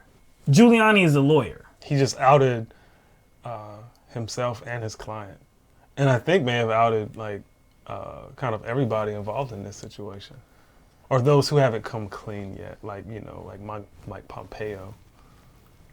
Oh my gosh. All right. So on Wednesday, also a lot of stuff happened on Wednesday. On Wednesday, Chairman of the House Intelligence Committee, Adam Schiff, announced that the public impeachment inquiry hearings will begin next week. We have a short clip from that. I want to let you know, as you may know already, that we will begin our open hearings in the impeachment inquiry next week. We will be beginning with the testimony of Ambassador Taylor and Ambassador Kent on Wednesday, and we will have Ambassador Yovanovitch testify on Friday. These will be the first of the open hearings. And I think you will see throughout the course of the testimony, not only their testimony, but many others, the most important facts are largely not contested. We are getting an increasing appreciation for just what took place during the course of the last year and the degree to which the President enlisted whole departments of government in the illicit aim of trying to get Ukraine to dig up dirt on a political opponent, as well as further conspiracy theory about the 2016 election that he believed would be beneficial to his re-election campaign. Hold on. They're going to start with Ambassador Taylor and the former ambassador to Ukraine, Marie Yovanovitch. They're going to start with these two next week. So are you saying it's going to start real bad for Trump? It's going to start real bad. I think that's it's not going to ease into it. No. I think that's strategic. They just kind of like they just want to punch him in the mouth. Right? Oh, they just want to go in unlubed. They want to go in unlubed. That's the way to describe it. Yeah, that's what I'm saying. It's gonna hurt. It's gonna hurt. Bill Taylor's testimony was absolutely damning. It was completely destructive to the argument that President Trump's actions were appropriate. I think it's important to kind of focus on something he said right there, or one of the things he said. He says the facts have been largely uncontested or not contested. I don't know exactly the exact words that he used, but he pretty much said the facts in this case have been largely uncontested. Now, what does that tell you when the opposition party, those who are defending Trump, they can't really contest the facts of the case? They have to pivot to something else. They have to deflect. They have to talk about the process. They have to talk about the unfair process that the Democratic Party has engaged in. But see, even when that process is amended, they move the goalpost again. Of course they do. Or some other process is amended, they move the goalpost again. Like Lindsey Graham was on Twitter just whining about how, the transcripts need to be released. Volker's transcripts need to be released. Taylor's transcripts need to be released. Right. Everybody, I'm not going to release them all. Yeah. I don't want to. I'm not. The process is garbage. Until those transcripts are released, I'm not going to be happy. So guess what happens? Transcripts get released. What does Lindsey Graham say? You heard earlier from that clip. You heard earlier from that clip. The reporter asked him if he planned on reading the transcript. No. No. Oh man. I've written the whole process off. That's what he said on Twitter. He said it was complete bullshit. Complete BS, I think he said on Fox News, I think he said. That's why he's looking like the biggest clown. Because like you said, the goalpost, he's the main one that is moving the goalpost too. He's looking like a complete court jester. You might as well just put on a costume. You're doing all of this to protect Donald Trump. Again, look, they wanted open hearings. Okay, you got them. Coming next week. Starting with Bill Taylor. Open. Now, the Republican Party, it has been reported that the first person, because, look, we talked about the official vote that took place, I believe that was last week, on the impeachment inquiry. It wasn't, like a official vote on it to, I guess, like officially start it, but it was a vote on the procedures. And so they agreed to, the Democratic Party, of course, facilitate this. They're the controlling party. But they gave a lot of concessions to Donald Trump. They really allowed Donald Trump and his personal, well, not his counsel to be a part of the process, and to allow Republicans to subpoena people. Now, it would have to be approved by the Democratic Party, but they are giving them subpoena power. Okay. So the first person that they want to subpoena, the Republican Party, they want to subpoena none other than the whistleblower, of course. Because this is all about the whistleblower. See, we have to find out who the whistleblower is. We have to find out the biases that this whistleblower has. Because if we find all of that out, then we can kind of throw mud on the investigation. But it doesn't change the substance. Even though it doesn't change the substance. Because he's not a primary witness. He's just a whistleblower. He's just the anonymous tipster. That's it. At some point, if they do get the whistleblower to testify, at some point, it's gonna build up, It's gonna build up, and you're gonna think there's gonna be a climax, and it's gonna be like, it's gonna drop off. It's gonna drop off a hill because there's only so much that you can. That's gonna be driven into the ground because, again, the whistleblower doesn't have any firsthand knowledge of what was going on. If you actually wanted to deal with what happened and if there is any guilt here by Giuliani, by Trump, you would want to hear from the people that played a part in this whole thing. Yeah. And Vindman. Actually, Hill, you would want to hear more Ivanovich. from Giuliani. You But he would. is straight up Heisman. He's doing the Heisman on these subpoenas. And he does have he has legal representation now too. Oh, who is that sucker? Who is that sucker? I believe it's a law firm. But yeah, he has legal representation now. I hope they are better than him. Actually, I don't. No, I don't hope that. What are the chances of that, though? And what are the chances that even matters? Because at this point, I don't care how good of a lawyer you are. It's going to be damn difficult to defend somebody like Rudy Giuliani. It is. It is. I mean, if they just want to take his money, they're probably like, I don't care. Yeah, I'm sure he's paying him, so hey, take his money. Or somebody's paying him. On Thursday, another transcript was released. George Kent, a senior State Department official, he's a Deputy Assistant Secretary of State. His closed-door testimony was released. Kent stated in his testimony that he did not want to be held in contempt. So he did comply with this congressional subpoena, although the State Department had instructed him not to comply with it. But again, he didn't want to be found in contempt and I guess deal with the repercussions for that, so he did show up. So, as I wasn't able to read all of his testimony, I believe it's something like 300 pages, but there are some things. Kent accused Rudy Giuliani of creating a, quote, campaign of lies, end quote, about the former ambassador to Ukraine, Maria Yovanovitch. And see, that's something that we already knew. But to hear his language, he was at the State Department at the time, of course, so he does have some firsthand knowledge of this. And it was, look, we talked about the testimony of, Marie Yovanovitch and the other State Department official, Michael McKinley, in which they both felt the same way about the silence of the State Department and how they did not come to the aid of Marie Yovanovitch. And they both were looking for answers, especially Yovanovitch. Yeah, like, hey, Pompeo, make a statement in support of Yovanovitch. These are smears. These are lies. Nothing. And so Yovanovitch was looking for some defense because she was just expressing legitimate anxieties about what she was witnessing. That's it. Yep. She was doing her job. Mm-hmm. And what happens? She gets fired. Nothing to see here, though.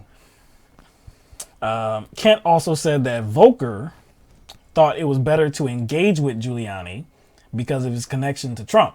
So according to Kent, Volker said about pushing to investigate the Bidens, quote, well, if there's nothing there, what does it matter? That that's a bad look.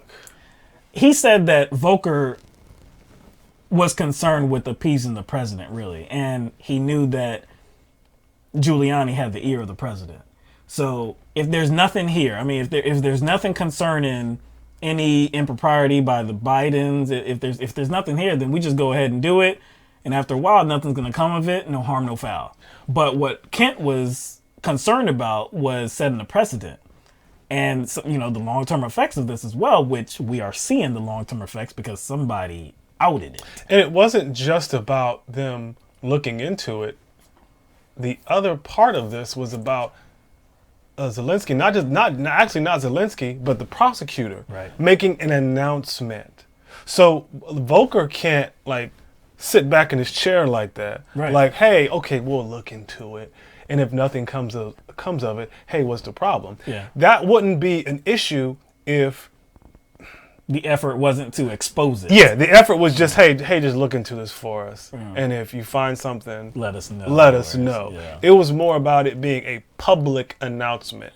And so Volker cannot like kind of view that situation like that. And so he knows good and well he's just trying to kind of smooth it over and like smooth his appeasement over and kind of smooth over his inability to call attention to something very problematic.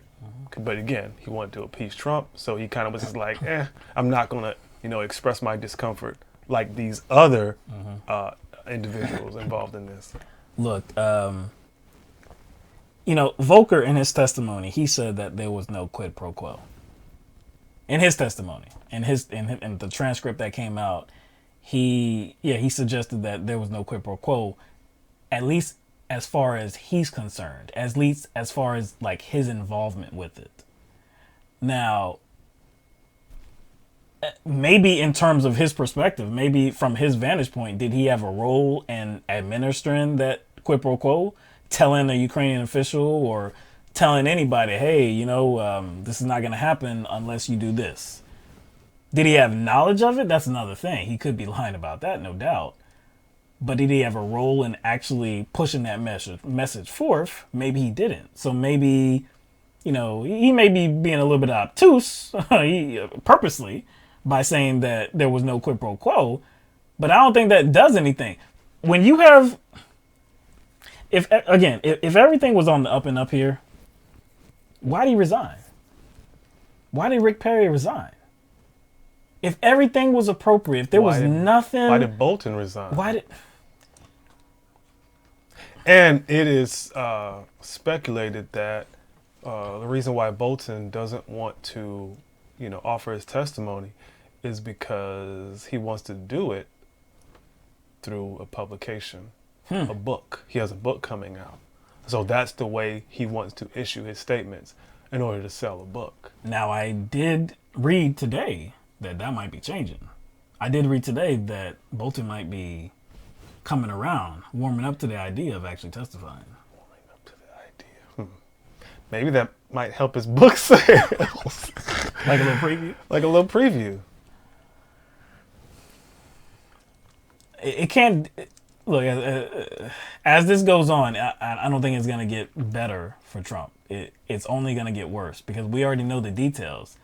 Added testimony, public testimony, is just going to make the situation that much worse. So just the evidence gathering phase of it has been detrimental to Trump.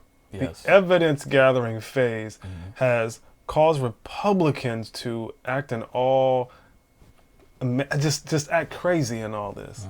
Like just do backflips, twist themselves in pretzels. This is just the evidence gathering phase. That's where we're at right now. So imagine like how crazy it's going to get. Wow. When the public hearings start. Yo, Senator Lindsey Graham is already acting like a clown. Already. All right. Let's go to Warren, okay? Not really Warren, I guess. Presley. Yeah, something connected to Warren directly. Yeah. So Representative Ayanna Presley, the Democrat from Connecticut. No, sorry. Representative Ayanna Presley, the freshman Democrat from Massachusetts, has made a decision on who she is going to be supporting for the 2020 Democratic primaries, and that is Senator Elizabeth Warren. So she did this in a video, and it was captioned "Big bold, big structural change. Can't wait." So we're gonna show you a little bit of that video. The American people deserve to be represented by elected officials who see them, who listen to them, and who fight for them. I have seen Elizabeth in small church basements and in packed gymnasiums, and she is consistent. She never loses sight of the people. You've all heard about the senator's plans, but here's the thing. The plans are about power. Who has it, who refuses to let it go, and who deserves more of it. For Elizabeth and for me, power belongs in the hands of the people. That's why she's fighting for fundamental change that restores power to those who've been left behind and centers those who've never had access to it in the first place. This election is a fight for the very soul of our nation. Elizabeth knows how to fight, and she knows how to win. I'm proud to call her my senator. I can't wait to call her our president. I'm Congresswoman Ayanna Pressley, and I represent the Massachusetts 7th Congressional District, and I'm proud to endorse Elizabeth Warren for president. Big structural change. Can't wait. Let's get to work.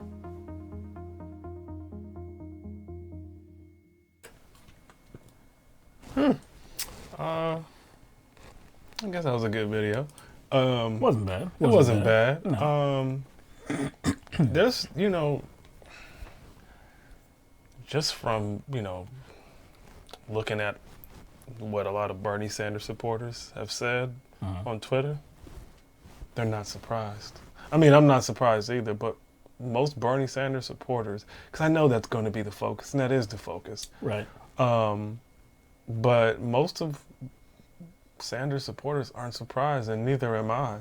I mean, I guess that one picture kind of lumped her in with the rest of the, I guess, the so-called squad, the unofficial squad. But I think, she got lumped in just because of that picture. But her politics has always been closer to the center than theirs. You even highlighted that during the midterms. Yeah, because she took the position of Mike Capuano's. She was running against him. And analyzing both candidates, we came up with the opinion that there wasn't really a whole lot of daylight between the two. Actually, I don't know that there was really anything that I could point to that was that much different between Ayanna Pressley and Mike Capuano other than optics. So, of course, Ayanna Pressley is a woman of color. So that's very different. And, I mean, look, for a lot of people, deservedly so, or really, when you're talking about representation, it's a real thing. So, for that reason, to have new blood in the U.S. House of Representatives, maybe she will approach her politics a different way. Even though, like I said, they were pretty much aligned on maybe every single issue. I couldn't really find anything that they differed on. But, I mean, look, if you think that looked better, that was a better look, and, another woman look, I'm for more women being in power, being in the United States Congress. I was all for it. But again, when you assess who she was, I mean, this is somebody that in 2016, she backed Hillary Clinton for president. In February of 2016. She defended Hillary Clinton's record on criminal justice and attacked Bernie on Medicare for All. And she didn't endorse him. So, I just think that was optically, superficially, kind of people lump those four women in simply because they posed in the same picture, even though their politics were radically different. What if you said, like, we were talking about this back and forth through messaging. What else did she kind of? Yeah, this was Representative Ayanna Pressley that also backed the anti-BDS resolution when the other members of the unofficial squad did not.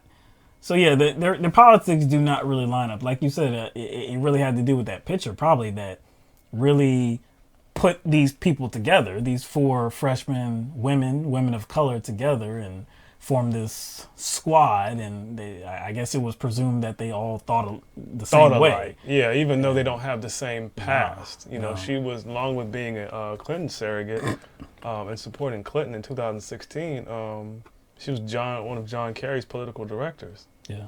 I think she also served as a moderate on the Boston City Council. She did. Pro-business. Yeah. Pro-business moderate. Mm-hmm.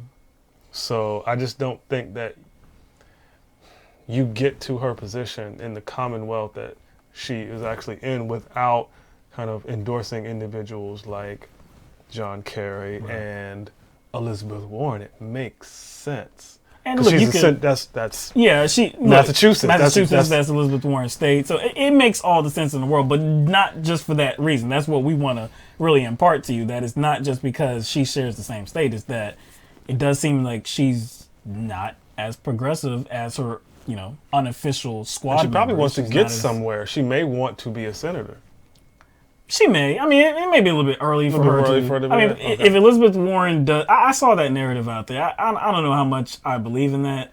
She's a freshman. This is her first full year in the House of Representatives. If Elizabeth Warren does capture the Democratic nomination and goes on to become the president, yes, there's going to be a challenge for who gets that seat.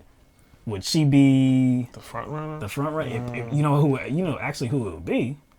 I think it would be Joe Kennedy. Joe Kennedy. Yeah. Probably be Joe Kennedy. So, but one thing that I don't know. I don't know that I've said it before, but hearing big structural change, it annoys me a little bit. Not that I don't believe that's what we need. I definitely do. But if we need big structural change, did we not need big structural change in 2016? See. I'm just saying. See, now you're getting into the critical analysis phase.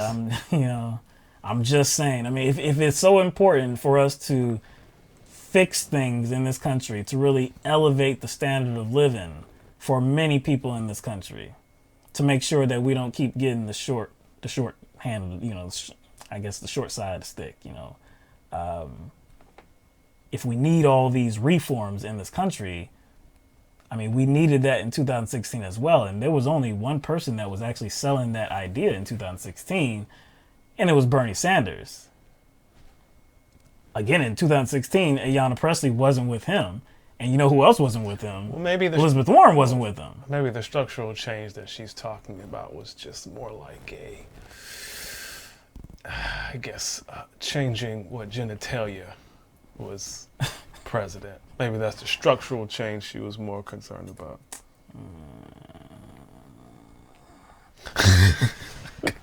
Like I said, it just it kind of just falls on deaf ears. Yeah, and that's I don't know if it's something that really I could be mad at, because it's she has been who she says she's who she says she is. She has. You know what I'm saying? She has. This is not like a misrepresentation. No, it's not like, and if you actually knew who she was, then you wouldn't be surprised by this announcement.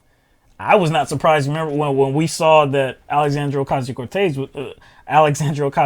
was on the stage with Bernie, when you saw that Rashida Tlaib was endorsing him, when you saw that Representative Ilhan Omar was endorsing him, that was not surprising because we know their politics. And the thing is, her missing from that group. Exactly, right there. We were like, we weren't surprised that she was missing. No. And then it was like, well, that kind of sends a passive signal that she's going to endorse Elizabeth Warren. Why, if they were kind of all aligned, she would have been there too. Right. You know what I'm saying? So a lot of people, I've seen headlines that say she broke from the squad, but I was like, she didn't break.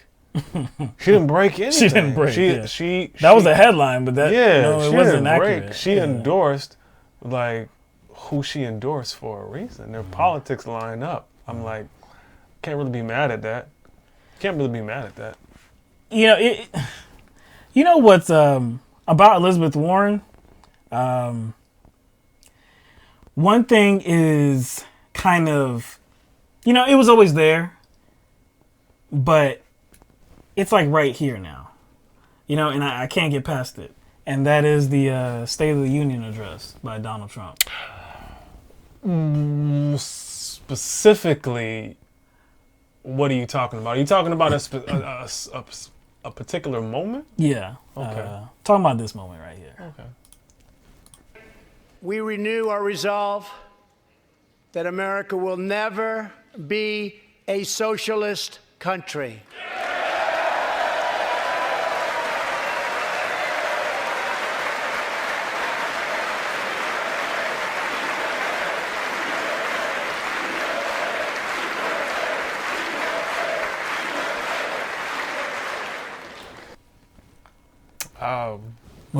That moment I'm talking about. The circle was around Elizabeth Warren. So like that moment it's becoming more and more impactful for me because I'm viewing her, I guess, maybe more and more as a fraud, you know, or more and more like I don't believe that she's actually going to be about what she says she's about. For her to stand up for those words that Donald Trump uttered, when as a progressive especially, you know that there is nobody that is currently within the Democratic Party, and definitely now that there are Democratic candidates for president, there's not one of them that is running on the idea of ending capitalism. There's not one of them that is running on we need to be a socialist country. There's not one of them that is running on that idea whatsoever. So you know that she knew, everybody knew what President Trump was talking about when he uttered those words. Everybody knew that the association that he was making but not saying was that the Democratic Party is leaning socialist. With who being kind of, I guess the representative of that. Oh, that would be Bernie Sanders. Okay, all right. Yes. But you remember Bernie Sanders and Elizabeth Warren are virtually the same. Virtually the same. So well, if you know that. But she says she's a capitalist to her bones, remember? Oh, she is. So I think that was just reflexive. So Trump said capitalism or capitalist, and I guess she couldn't help herself. Nah, see, for me, that's, you know, I don't even think a sellout would be the right word. Pump fake? Yeah. She's a pump faker? That was... You saw Bernie didn't stand up. Because Bernie understood what that meant. AOC didn't stand up either. AOC didn't stand up either. And it's not saying that they... Again, that they didn't stand up, does that mean that they want to discard capitalism from the United States of America? Doesn't mean that they're running on those ideas, because I haven't seen that whatsoever. I've seen their platforms. I've heard them talk. Neither one of them have ever said that capitalism doesn't work. We need to completely get rid of it. We need to try something else. No. Now, they want to work within Actually, and again, to be honest, we don't have a capitalistic system. We have a mixed economy. But I don't believe the capitalism being involved in it. It's not something that Bernie Sanders or AOC that they're trying to get rid of. They're trying to work with the system that we have to raise the standard of living for people. That doesn't equal socialism. And move certain aspects of our society outside of the capitalist model, like healthcare, which should not be in that model. It just shouldn't be under the same category as, like, I don't know, fidget spinners. You see what I'm saying? Or like, you know, PlayStations, stuff like that, and hula hoops. Those products. Healthcare should not be in that market. It just shouldn't. But Elizabeth Warren understands that, though. Elizabeth Warren wants to do something about healthcare. She believes in Medicare for all. If she understood all of this, then why stand up for that pure garbage? It doesn't rub you the right way. It should not rub you the right way. If she's actually what she says she is, she wouldn't have got up to stand up for that. Oh, so you think that was kind of that was her tell. That was like a moment of reality right there? I think so, man. I think so. We have some time for a little bit of Trump news. Going back to Trump, not really about the impeachment proceedings, anything like that, but some other crimes, some crimey things. Yeah, some crimey things, crimey happenings. Yeah, some swindling, some inappropriate behavior. Swindling. Yeah, something.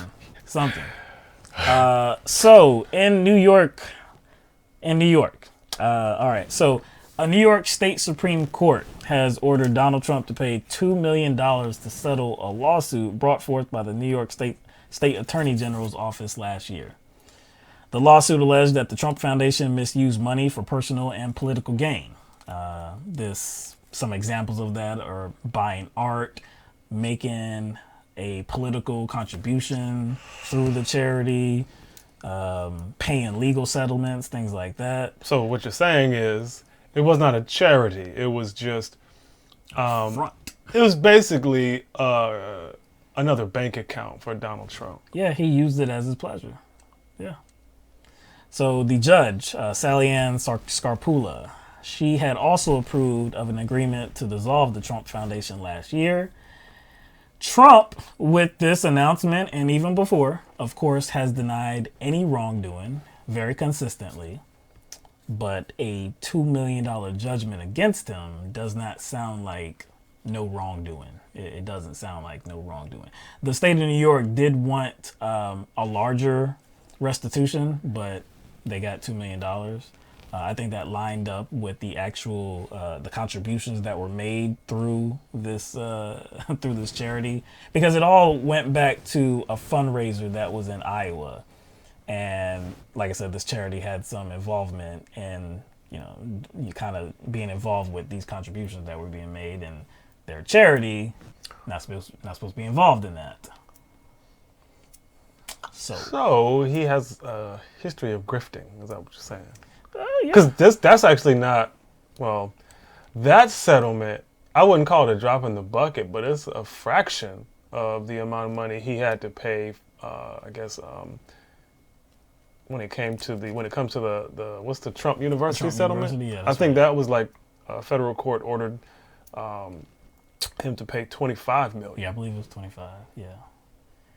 This is so he has a history of grifting, crimey behavior, grifting, leading people astray, really, doing illegal things. Also, civil rights violations involving him as a landlord as well. Discrimination, him and his father. What was the Taj Mahal casino thing, right. Where he was forced to pay another fine because he wasn't following financial disclosure regulations by reporting certain transactions. But we shouldn't take a look at his taxes, though. That's not even the taxes. It's just his history in general. The taxes would reveal something else, but if you just look at history that's available, he has a history of discrimination, being a cheat, being a fraudster. Illegal behavior. Legal behavior documented in court. So that's what I mean. If we already have this, if we already have some settlements that he has had to pay out because of his criminal acts, then you really think there's nothing in his taxes that would lead to probably some, holding him accountable for some other actions that, aren't so his lawyer is in jail right now for violating campaign finance laws on his behalf. But somehow we're supposed to trust this guy, and because we don't, we have Trump derangement syndrome. We're supposed to trust this guy, though. Another seemingly criminal act that Trump committed recently, but that it's pretty much just going by the wayside, really, but it's illegal. Donald Trump recently instructed people to buy his son's new book. So on Twitter, this was just a couple days ago, he said, "My son, Donald Trump Jr., is coming out with a new book, Triggered: How the Left Thrives on Hate and Wants to Silence Us. Available tomorrow, November 5th. A great new book that I highly recommend for all to read. Go order it today." Seems harmless enough. A man just trying to get his son some book sales. Seems harmless enough. Why would anybody be offended or feel like something inappropriate was being done here? Right? He's the president of the United States. He's a federal employee. That's not permissible as the president of the United States. Yes, it also does concern the president of the United States.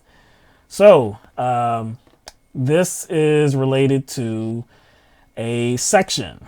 It's within the Code of Federal Regulations, section 2635.702, use of public office for private gain. And it reads, an employee shall not use his public office for his own private gain, for the endorsement of any product, service, or enterprise, or for the private gain of friends, relatives, or persons with whom the employee is affiliated in a non-governmental capacity, including non-private organizations of which the employee is an officer or member, and persons with whom the employee has or seeks employment or business relations.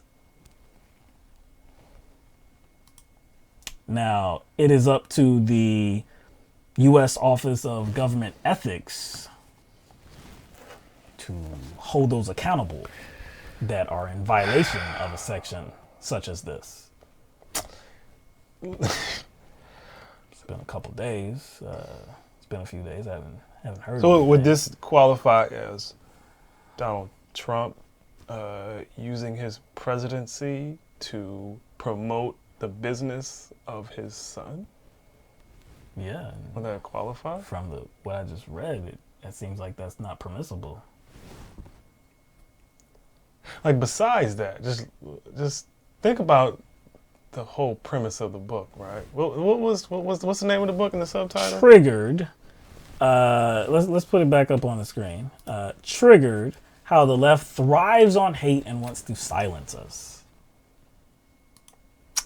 So, if you would like to know and like to learn how I am being silenced, please purchase my book that's widely available in multiple formats.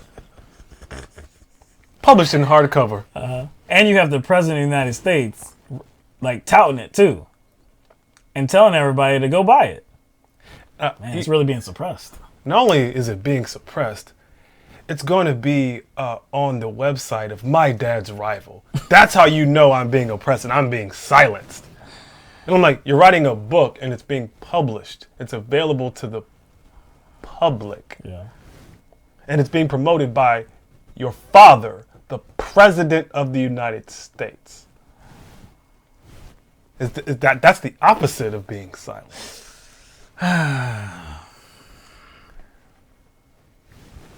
It just gets ridiculous, man.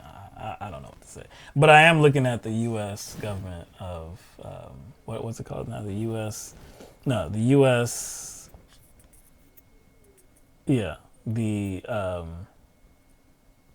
U.S. Office of Government Ethics. The U.S. Office of Government Ethics. I wonder if they're going to make a call, write a letter, inform anybody that this is not just not just is this impermissible behavior. I mean, this is actually breaking the law. I doubt it. This is actually breaking the law here. I doubt it.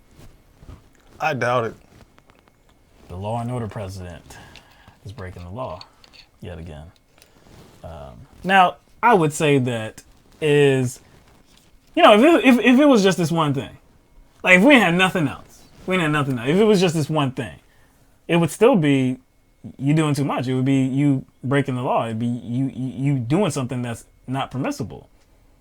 Is that grounds for impeachment? Nah, I don't think so. Nah, not at all. I wouldn't say so. But it seems as though there is a pattern here. Yeah, there's a pattern. President Trump does not actually care about laws, regulations, or anything like that as it concerns him. So it kind of debunks this whole narrative about, I guess, what Trump's motive in the White House is and what he is there to do. I think he's there to benefit himself. True. I mean, that was always my perception. He's drained the swamp. And according to, Q and, Q sympathizers, he's taking down the global pedophile network. That too. All by himself. All too. by himself. Yeah. Even though there's no evidence of that whatsoever.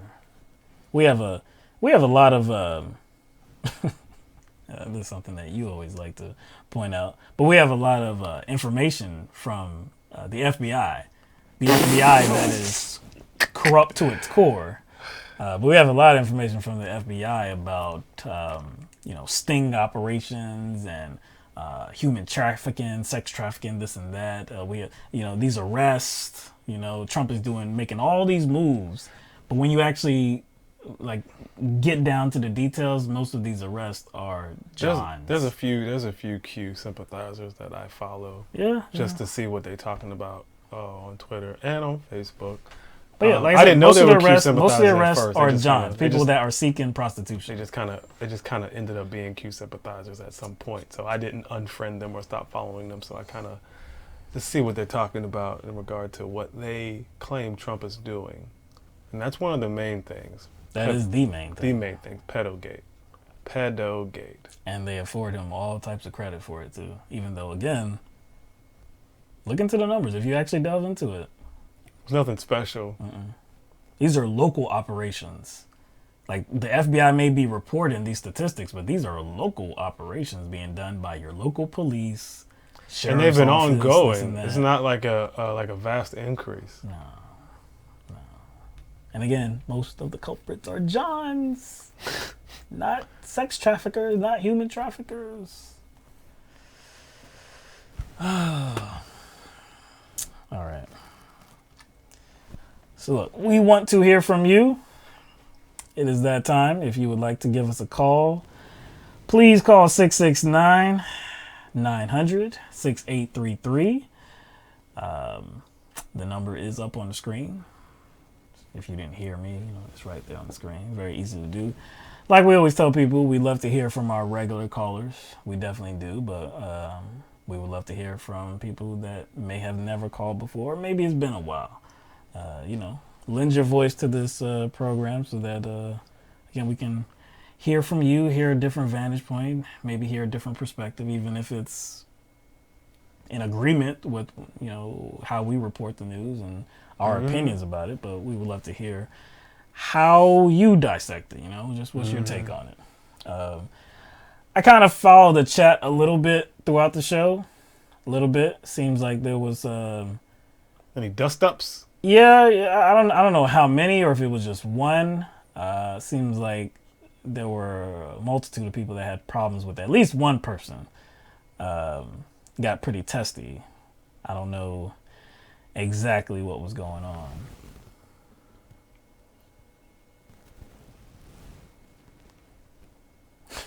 Yeah, I guess we have some Go Trumpers in the crowd, which is, they come by from time to time. You're welcome here. I mean, hey, you can come by and... it's just, I just find it interesting, It's like, I have no problem, I have friends, most of who I grew up with, who I diverge with politically. I keep in contact with them, mainly through Facebook, and we may interact every now and then. You have your casual Republicans. Even though they're staunch, I would just consider it casual because they're just bought into the two-party system and they're going to just vote for any Republican. I've had plenty of people tell me to my face, without knowing my political views, that they are never going to vote for a Democrat. Never. So I know that is very staunch, but I still consider that casual because you're just voting the party line. Whatever. It's still whack. But I don't understand. Well, maybe I do understand. But it's just weird to see people invent all these reasons to support somebody. Invent very elaborate conspiracies to give themselves an excuse to support somebody. This is something different that I haven't seen in my lifetime. I just haven't. I just haven't seen this in my lifetime.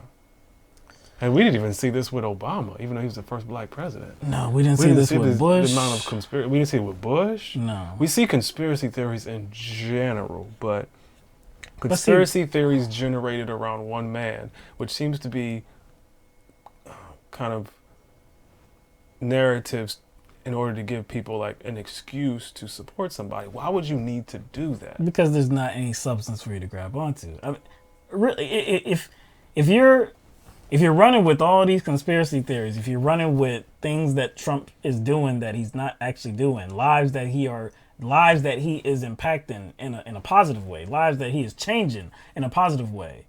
If all of this stuff is true, then you would just have to just dig into that information and hey, look at all the progress Donald Trump is doing. So what are the main things that people say in regard to kind of presenting Trump as changing everything? The economy.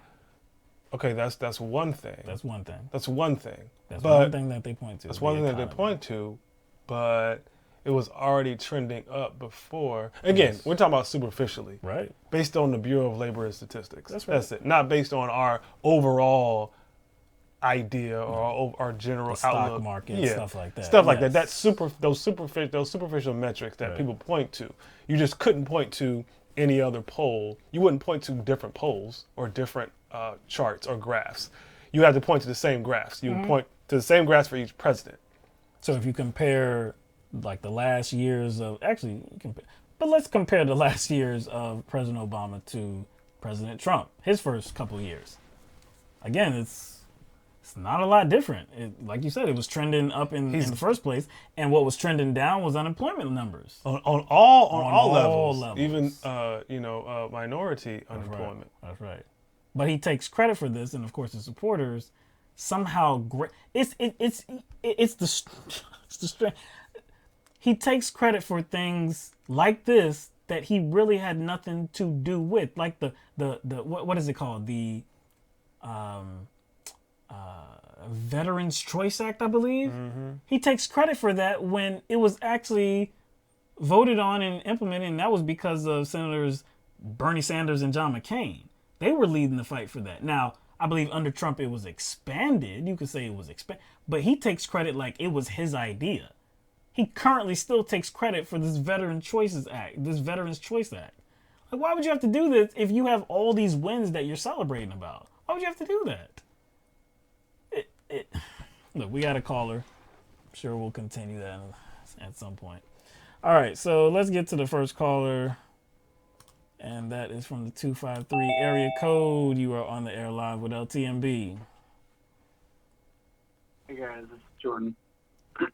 What up, man? What's going on, Jordan? How you doing tonight? You did say you were going to call tonight. I was going to put you on blast for a second if you didn't kind of call in the next couple minutes. But what's going on, man?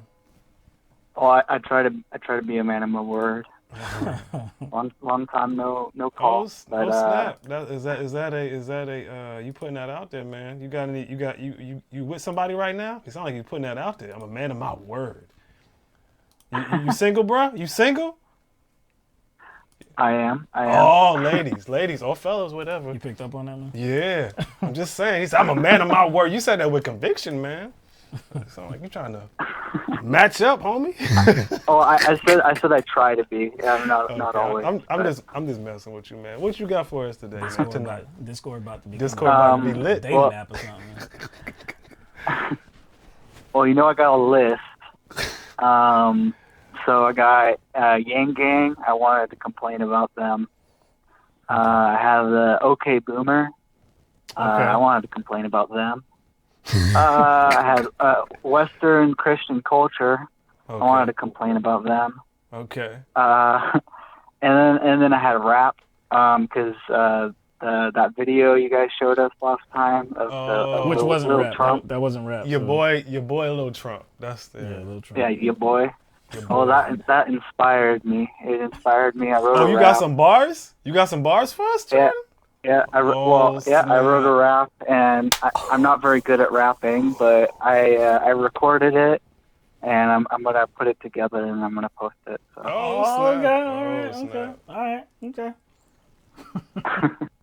If you want to hear a goofy rap, I'm just gonna post it on my regular account here. So.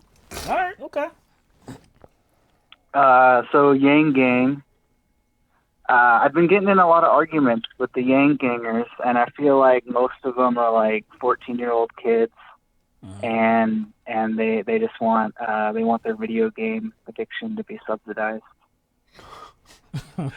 Dang, that's an indictment right there. What's the most recent thing that sticks out to you that has kind of put a bad taste in your mouth about Andrew Yang? His healthcare thing, because originally I actually gave money to Andrew Yang because I thought he actually supported Medicare for all, single payer, and fairly recently he came out and he was like, oh yeah, I mean I like the marketing of it, but not the actual bill. Right. He doesn't want to eliminate private insurers. He thinks they could still serve a purpose. Did you hear his recent comments on Julian Assange? No, what do you say on that? Yeah, he pretty much said, hey, Julian Assange needs to be prosecuted.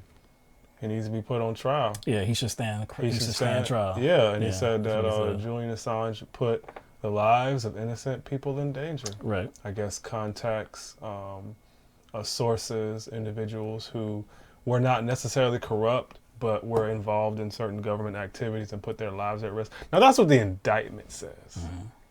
That's what the indictment says. So he's kind of quoting what the indictment accuses Assange of. Doesn't mean it's real. I don't mean it's real. Again, we have our little own problems with Assange, but we won't get into that now. But yeah, that just seems a bit like, that just seems very odd considering the audience that Yang supposedly is catering to. That would seem like that would be I'm really counterintuitive. It's strange that he's getting so much pushback from that, though. Now, you know what? I gotta admit that it's not strange. I will say it's interesting. Not strange to me anymore, because there was somebody else that said the same a very thing.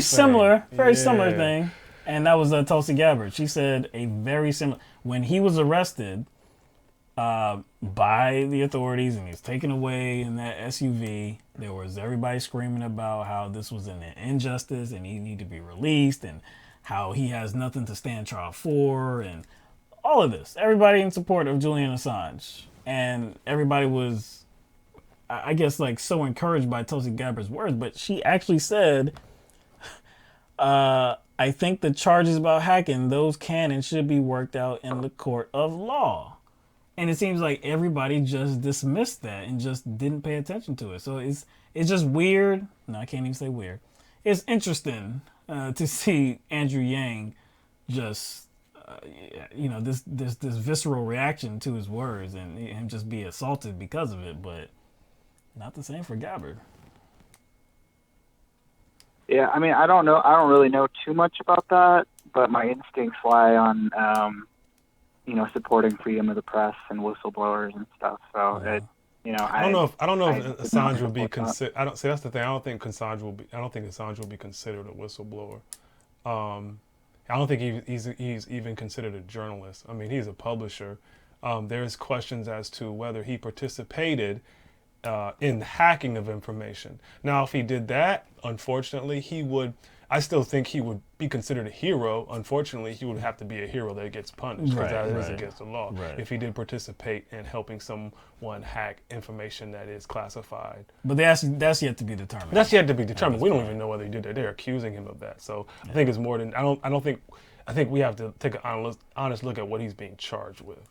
But yeah, I don't think he would be considered a whistleblower. Because there's remember the Panama remember the author to the Panama Papers, she dead. Yeah, they blew her car up. Yeah, she came out with information. She doesn't enjoy, these journalists don't really enjoy whistleblower protections. Now there's things that they can do to get information out there so they're not put in danger, and actual journalists publishers are supposed to protect them. Publishers are supposed to protect them, but that's not by law. But yeah, Panama Papers came out. That thing is long gone. That thing is out of the memory of most people, and that journalist is dead. There's like 30 within like the 35 in the past year and a half that have been murdered or targeted or assassinated since or a year before Julian Assange got indicted. So, all right, let's keep going, Jordan. What else you got? I just wanted to talk about the OK Boomer thing a little bit. I feel like it's poetic justice because my whole life we've been dealing with boomers being total dicks and, calling us snowflakes and lazy and all this stuff. And, they've been overwhelmingly voting right wing for decades, dismantled the unions, and then treat us like shit. And then now we're saying, okay, boomer, because they won't listen. And then now they're like clutching their pearls and crying about it. At least that's my experience. I agree. I agree with that. I do think it's interesting that it's them who's been kind of floating these pejoratives like snowflakes, and they're whiny and they can't take criticism. But okay, boomer comes along and all of a sudden that's like a racial slur or something. Right. It's offensive for them to compare it to the N-word. Like, what? They're feeling a little emotional, a little sensitive. A little sensitive. They feel like, they're being assaulted. So, Yeah, I mean, feel for them. We can give them a safe space. It's okay. Yeah, man, they might need one. I mean, a little group session. A little bit of hand holding. Group session. Something like that. All right, and then just Western Christian culture. I just wanted to make the comment that this narrative I've been seeing it on the far right wing. This narrative that like Western Christian culture is under attack by the immigrant hordes and the cultural Marxists is like becoming super mainstream, and that's basically fascism. That's like almost the same thing as what the Nazis believed. Yeah, I think that religion is really a smokescreen for something else. They just kind of like use religious rhetoric, but really we know what it's about. So when you say Western Christian culture, what you're really talking about is just white supremacy nationalism. Right. It's just that they have to have kind of some other proxy to go through to make it seem like legitimate. So they just kind of shoehorn their white supremacy and shoehorn their nationalism into their ideology, or their real ideology. They just kind of like conceal it. They conceal their white supremacy within another ideology, and that's Western Christianity or their religiosism or religiosity. But it's just, that's what it is. It's just they're weaponizing, I guess, religion, or weaponizing the Bible in order to control people. Religion is not under attack. It's not under attack. You know what it is? Well, actually, nothing's under attack. It's just more people are staying away from religion. That's threatening to people that really want to use religion as a weapon. So I guess they would feel that it's an attack on religion if they can't use it as a weapon anymore. I guess. Literally, the pushback is considered an attack. It's an attack. The pushback is considered more people are actually going into critical thinking and saying that, well, maybe this doesn't make so much sense. Maybe I think for myself. Maybe I do a little bit of research. And if I don't come to the place where this makes sense to me, I'm probably going to stay away from it. That's an attack. And it's actually not just designed to uphold white supremacy and control kind of non-white nations. It's essentially designed to control other white people too. They want to have control over everybody, and the only way you can continue, this kind of imperialistic agenda is to control other white people. Like, and most of the people behind this kind of evangelical agenda are white, and that's a reason. And they want to keep white people in that for the most part, because that's where the power lies. The power of white supremacy lies in controlling other white people. That's the initial target. The ultimate target is obviously imperialism across the globe, but for the most part, they have to rein in the white people. So this evangelical Western Christianity, that's designed to kind of scoop up the white people that have fallen to the wayside, and any other group that kind of wants to be a part of that. Like you have black conservatives too. You have Latinx conservatives. So any other group that wants to be a part of it, they're trying to scoop them up too. Yeah, I mean, that's kind of more like a means to an end.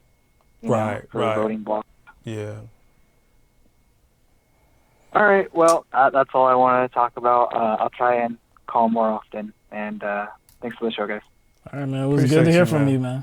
Really good to hear from you. And, good luck on your single endeavors. All of that. Hey, yo, man, you gotta let us know when that track gets released, when you drop that mixtape. True that. Send us the link or something. I'm gonna drop it this weekend, hopefully. True that, because I need to see that. I need that in my life, man. All right, hey, don't judge me too much. I'm really bad at rapping, but it's goofy. All right, yo, thanks. I don't think it's possible for you to be as bad as Lil Trump. I mean, I don't think that's possible. So, Anyway, have a good weekend, Jordan.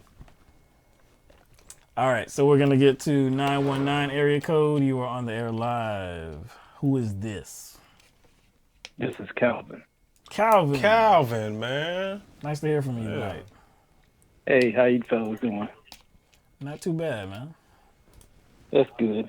I was, riding down the car today, and I was looking at them saying now Bloomberg's talking about entering the presidential race. That's right. Yeah, I saw that just before we came on that he was it was presumed that he was going to file the paperwork to be eligible for Alabama, because Alabama, the deadline is Friday. Not that it's one of the first states, but that deadline is coming up real soon. So, but isn't the deadline like in general like close to that anyway though? Like the every state has a deadline. Different deadline. Yeah, every state has a deadline. Yeah, I guess Alabama may be the first. I don't know. I didn't know that, but seems as though he might be running. Yeah, I was thinking to myself, why? Is he running? I mean, I'm like, another billionaire popping his head up. I mean, is it because these people may be sensing that there may be a real sense of change coming on, and maybe they're hearing that if a candidate got in, office like a Bernie Sanders, that this might be a situation where it wouldn't be to their benefit, and they're coming out, basically to, disrupt what's going on. I think that's it, because they know. I don't think Bloomberg thinks he can actually win. He wants to be in there to, I guess, offer some sort of counter narrative. That's all. That would be weird though. But that would be weird because you have people like Buttigieg who, like I said, he tries to behave as a progressive, but we know if you're doing an honest assessment of him, he is a centrist. You have Biden there. You still have Klobuchar there, even though it seems that she's going to be going away, and in the soon-to-be future, she's probably not going to be there in that December debate. I don't believe. But it's weird. I don't think he has any belief that he could actually contend, that he could actually win. No. Does this amount to that he believes that Biden is falling and he can't win anymore? No, I just don't think that if you look at any of these candidates, like you said, they try to present themselves as like kind of progressive light, at least, with like a hint of centrism. If a billionaire that's is Buttigieg. that's Buttigieg, but are they like full on? Do they come out there and be like full on, like billionaires are our best friends? They don't. So you still have a lot of kind of passiveness in regard to how they support the corporate structure. It's not obvious. It's not in your face. Now we can see it, but it's not like in your face. You know what I'm saying? A billionaire could come in there and be like, "Look, I make y'all. Like I you know what I'm saying? I make y'all. I make this country great. Without me, y'all wouldn't have nothing. I am capitalism. Is he gonna? I am the. Is he gonna try it as a Democrat though? See, I don't know. He would have to be. But the where this Democratic Party is now, we can argue where it actually is and where these Democratic candidates are rhetorically, shaping it to look like. But just what we see on the debate stage, what we see in campaigning, a billionaire doing what you say, a billionaire would do, somebody like Bloomberg, that wouldn't play. it wouldn't play. Not even in this, it wouldn't play. Okay. Because Biden is the closest thing to what Bloomberg is going to try to be. And Biden, I guess, but like you said, not on Biden. the debate stages, he's saying that now behind closed doors as the fundraiser, he is saying that, hey, billionaires, nothing's going to change for you. But he doesn't dare say that on the stage. Maybe Bloomberg wants to be that one to say it on the stage. And like, you did kind of hint at it that Biden is kind of slipping. He is. And so if he is a representation of what the billionaire class wants in the White House and he is slipping, and there's not really another candidate that is very boastful about the billionaire class, because there's not really a candidate, on that stage that is boastful. He's got. Like I'm talking, you know what I'm saying? I'm talking about like blatantly, like playing Captain Save-A-Ho for billionaires. There's not really anybody like that. I'm talking about just blatantly doing it. Like, we can talk about Buttigieg's motive but all you want, but see, look, the other billionaire that's in the race, Tom Steyer. I believe the only reason why he has even made the last debate and why he's making the next debate is because he does have that progressive rhetoric. Believe him or not, he does say all the right things from a progressive standpoint. If he was who Bloomberg is, you think he would have been making the stage? Part of why Steyer made the stage is because of his money. But go ahead, what you got to say? What you got to say, Calvin? That's the thing I was thinking also. Here you got two billionaires, both at the other end of the spectrum, it seems. And they're going to get up there and try to say, I'm going to be a champion for both of you. But the fact that they have this money and they are very rich, doesn't that go against the argument they're making? I'm like, what is, Bloomberg doing? Who's he going to appeal to? What side of the political spectrum is he going to carve out a pound of flesh out of to do anything, And the other... these billionaires... Yeah, you go ahead. Well, the other thing to point out, too, is like how late we are in the process, too. Tom Steyer started months ago. And he was able to use his money. He did a lot of advertisements online. He did it in TV. I mean, he made use out of his money, and it worked. People donated to his platform, to his candidacy. He polled high enough, so it worked. But again, he got started months ago. Bloomberg coming into the situation now where we have pretty much a solidified top 3, maybe even a top 4, if you include Buttigieg in there. So I don't know. I mean, like the first caucus is in January. I mean, that's some 2 months away. Can Bloomberg do anything given that small amount of time to where he makes even the slightest impact? Especially as a Democrat. If he's an independent and he's not running within the Democratic Party, then, it's wide open for him. Who was threatening to run as an independent? Who was that? No, it was Schultz. That was the Starbucks dude? Yeah, it was Schultz. Yeah. Okay. That would be that's the only viable way I can see. Running as an independent. Yeah. Because you wouldn't have to be worried about, you can stay in as long as you want to. Have you heard anything, Calvin, about like what he is, I guess, floating as far as what he's going to run as? Not really. But, the one thing I thought to myself, this is like the most chaotic, like, Democratic primary thing I've seen since as long as I've been following, politics. And and even so, at the end of the day, I'm like, what are they trying to do? They're trying to create a lot of tensions and fracturing intentionally.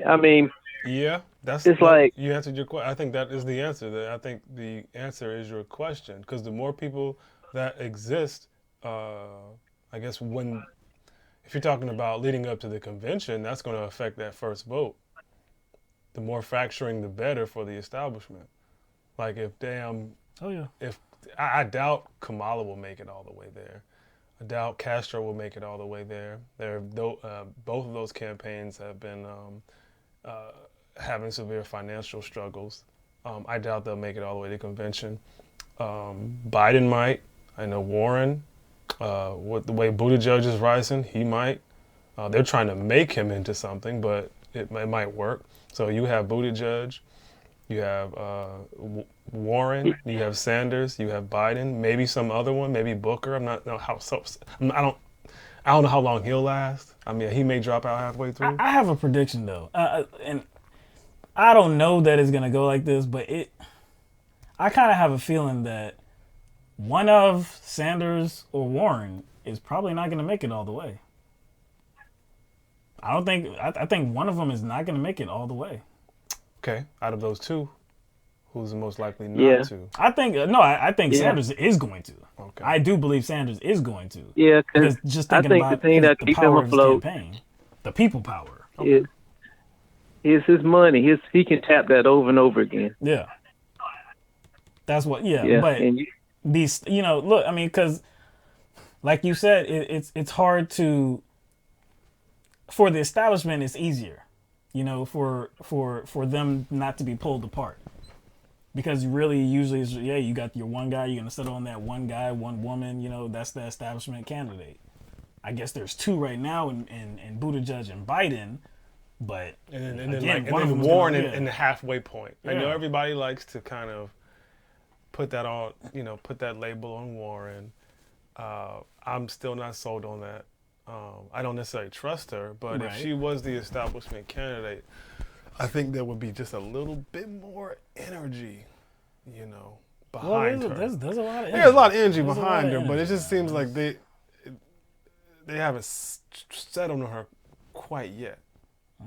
it seems like with her, it seems like her they haven't really cemented their faith and trust in her. And Buttigieg, he's now, seems like he's the guy they're kind of like pushing up in front of your face here. But, I was kind of like not surprised with what, Elizabeth Warren rolled out as her so-called healthcare plan. It seemed like Swiss cheese, holes everywhere. Yeah, there was a lot and of it didn't make confusion. no sense. Yeah, of course. Yeah, we try to break it down. I think we confused ourselves. But there's a lot of, like you said, there's a lot of holes in it. The next debate, every single debate thus far has, I think, started. Yeah, I think it started with a question on healthcare. I believe, maybe not the first one. I'm not sure if the first one started with the whole Ukraine thing and Biden. I'm not sure. But it's always a significant portion of the debate, and I expect it to be no different on the next debate, in November. So she's gonna have to explain herself and her plan and how it makes sense and how you would ultimately get to universal health care through it. Yeah, because I can see how Amy Klobuchar, like the last debate, she jumped on her back. And this time, with all those holes in her plan, she'll really jump on her. Yeah, her and Buttigieg are waiting. Yeah. You mean, like, you're going to give this to them for free? For free? This is America. We're capitalists. How are you going to not, Now, I wonder if there's another candidate waiting too, though. Sanders. To pounce on her ideas. Because, like we've stated and like many others have stated before, seems like every other country that has implemented Medicare for all, some single-payer type of system, they've had to raise taxes. They raise taxes on everybody. Middle class, raise taxes. Everybody's involved. Everybody has some kind of piece into it. I mean, they everybody's involved. But Elizabeth Warren's saying that, nah, you don't have to raise taxes. We can just do this over here and this over here and raise this over here and do this. And this is going to happen because we did this over here. And it's like, all of this can be undone quickly. It's like, well, why would you make a condition on like all these other pieces? And if a Republican legislature comes in and just completely dismantles one or two parts of your signature legislation, then where's universal health care at that point? If you don't have everybody involved, if you don't have everybody involved and actually paying for it, then how is this sustainable? That's my question. I don't see how it's sustainable if you don't have everybody involved. And I guess that's the piece of the puzzle that other countries have put together. They know what it takes to get there, and every other country has done it. But Warren doesn't want to do it. That just seems weird. If she actually wants to get there, wouldn't she at least go by the model of other countries that are there? Bernie Sanders is. That's what I'm saying. Maybe Bernie Sanders is actually waiting to kind of pounce on her as well. saying that because I don't know why you're doing this because it's not going to work. What you got, Yeah. Calvin? You about to say something? Well, at least, Bernie's putting his foot out there and saying, yeah, you're going to have taxes to cover this thing, but the offset's going to be you're going to have more money at the end of the day. Right. Because you're not going to be doing the premiums, you're not going to be doing all this other stuff, co-pays and all that stuff. You just probably go to the doctor with a card, show yourself, bam, pay. You don't have to worry about a whole bunch of crazy medical documents being filed and all this stuff, or whether you're covered or not covered. And if you're poor and don't have insurance, you'll be covered anyway, because the overall people paying into the thing will cover you, But I'm like, Elizabeth Warren, her plan is going to just be like totally depart, I believe. If they don't go after her hard at the debate for it, then I'm going to be really surprised at that, Because there's so many parts to rip her apart. I mean, but before it was just like, it was obscure. Well, I don't know if it was obscure. They thought she just wasn't willing to say that taxes need to be raised. That's what she meant, but didn't want to say it. But damn, surprise, that's not what she meant. She meant something else. But so now that they actually have information, I'm sure they're going over it with their teams. Like, how do I attack her? How do I poke holes, even bigger holes than the one she made for herself? Yeah, I think what she should have done was she should have just said, I'm for Bernie's damn bill. Yeah. But she, in actuality, is not really for his bill. Well, even though she was on the stage with it. Even though she actually said it. Co-sponsored it, was on the stage, spoke with the release of it. All of it. She was right there with them, as was Booker and Kamala and everybody else. But still, Warren was supposed to be that strong progressive, the real one, the real progressive, the progressive that was known nationally before Bernie Sanders was. So of course she actually meant it. She didn't. Yeah, I'm gonna let you guys go. I know you probably gotta get another call in. All right, man. It's fun. It was good talking to you tonight, man. Appreciate you calling in. Bye. Like I said, I wonder if that is going to be a tactical approach from Bernie Sanders to go. He doesn't go after he doesn't people, go, but see, bring it up. But see, since this is like, I guess, like a recent, a recent plan outline that somebody's dropped. It's very recent. It's fresh. And she's distancing herself from him. That's what I'm saying. So it's a big deal. So I don't see how it can't be a topic of conversation. I'm not even sure Bernie even would need to bring it up. Right. No, I don't. Okay. They might ask him. They're like, so like. Well, they've said that. Hey, at least Bernie's honest. At least Bernie's honest in saying that, hey, taxes are going to have to be raised. The issue that Warren had with the last debate was she couldn't answer the question. Nope. 4 different times she was asked, hey, you said you were for Bernie's bill, and Bernie is very forthright about people having to pay in, taxes going up on people in certain tax brackets. So why haven't you kind of been the same way? Why haven't you been up front, even though you say you support his bill? It just doesn't make sense. She was not able to answer that 4 different times. I don't think she gets away from it here, especially since this bill that she presented has people essentially not paying anything in taxes. And see that I wonder if that's going to be I guess a strategy that somebody like Klobuchar and Buttigieg use. Oh, hell yeah. Hey, you're offering this for free. Because again, looking at what I saw, I didn't see that there was a cost for just regular people. Now, if you're saying that the cost is on the added revenue, that the added income that they have, the added income is the money that they would have spent towards healthcare, but because there are no premiums, deductibles, and copays, they don't have to pay that money. So what their employer is going to do is pay them that money, even though the employer is still paying for like 98% of the cost. That doesn't make any sense to me. Again, I don't understand how you can force companies to do that. I don't understand that. And what's the other issue that it doesn't address? With people having their employment attached to, or their health care attached to their employment. If you're not employed, then what is the situation? That's why we want those disconnected. You don't have to have a job to have health care. That's why I'm supportive of what Andy Beshear in Kentucky is doing and trying to rescind those Medicaid work requirements. No, you shouldn't have to work to have health care. So that's another aspect. Look, like I said, I don't understand her bill. I don't understand how it's going to lead us to actual single payer Medicare for all. If it even you said the implementation period, maybe like 10 years. We don't know. Maybe? She said, well, there was a clarification. Apparently, she did a live show because there was some confusion, which to me is problematic. He wrote this like 50-page Medium article about it, and there was people who were, confused about the rollout period.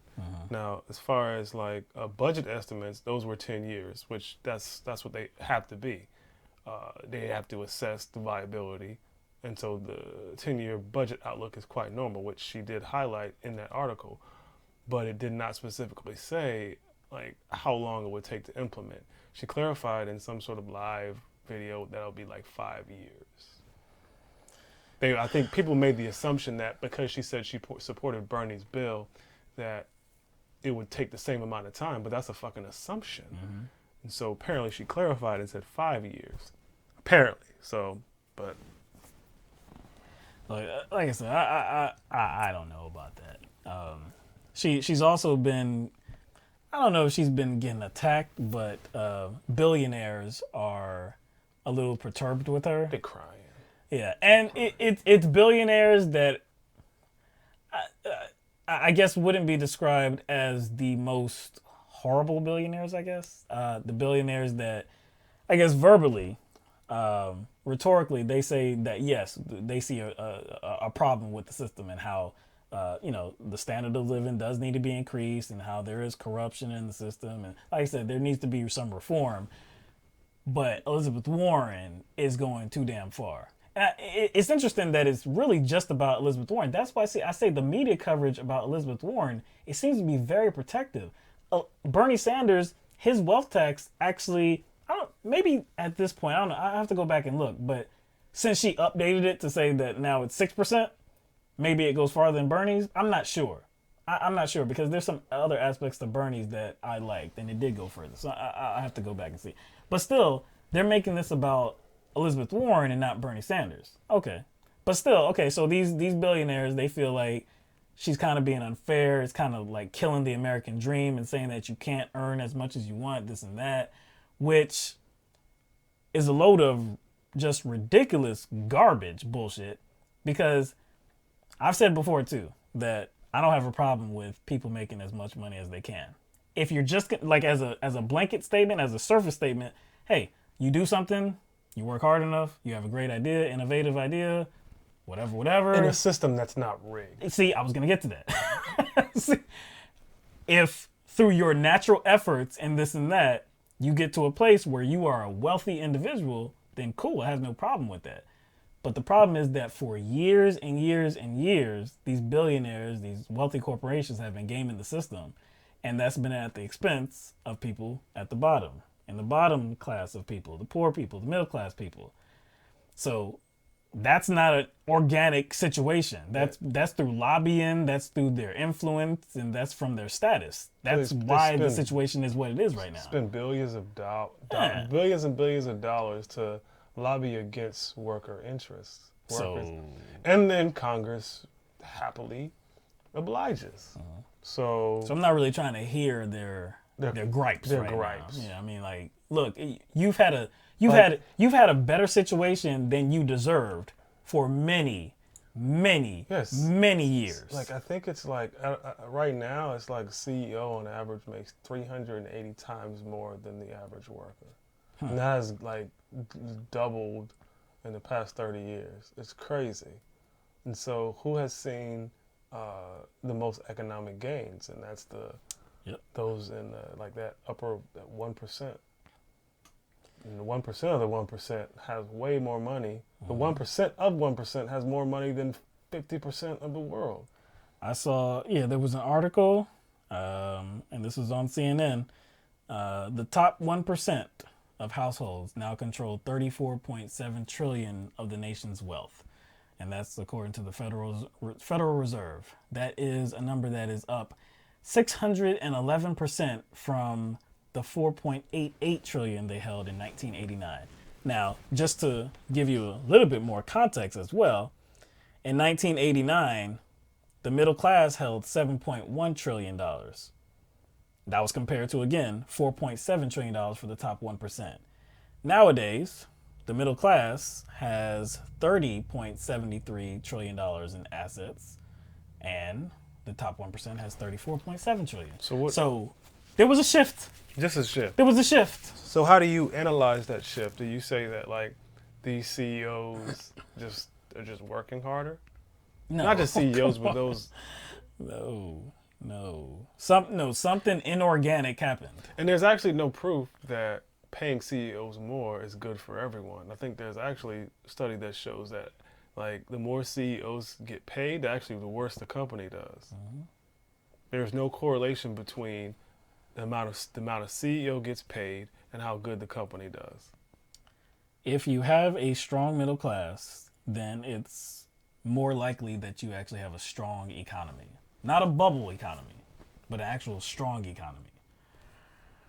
The wealthy class of people don't really care that there's a strong economy because they're being taken care of. Why would they care if this economy in totality is strong?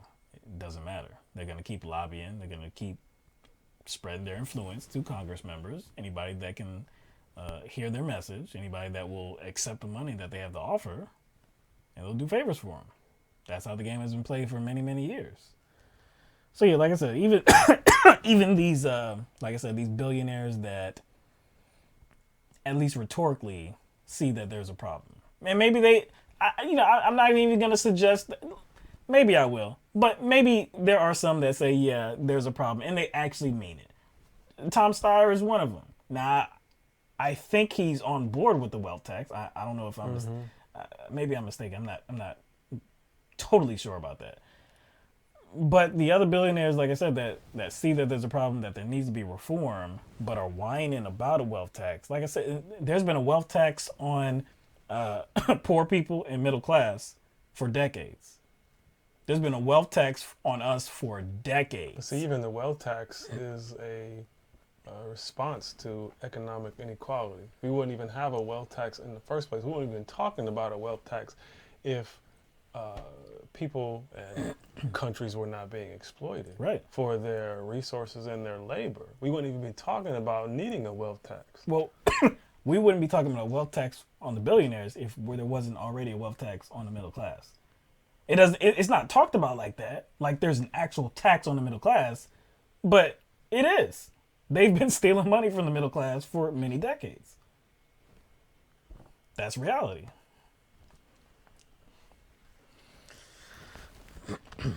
So yeah, I'm not,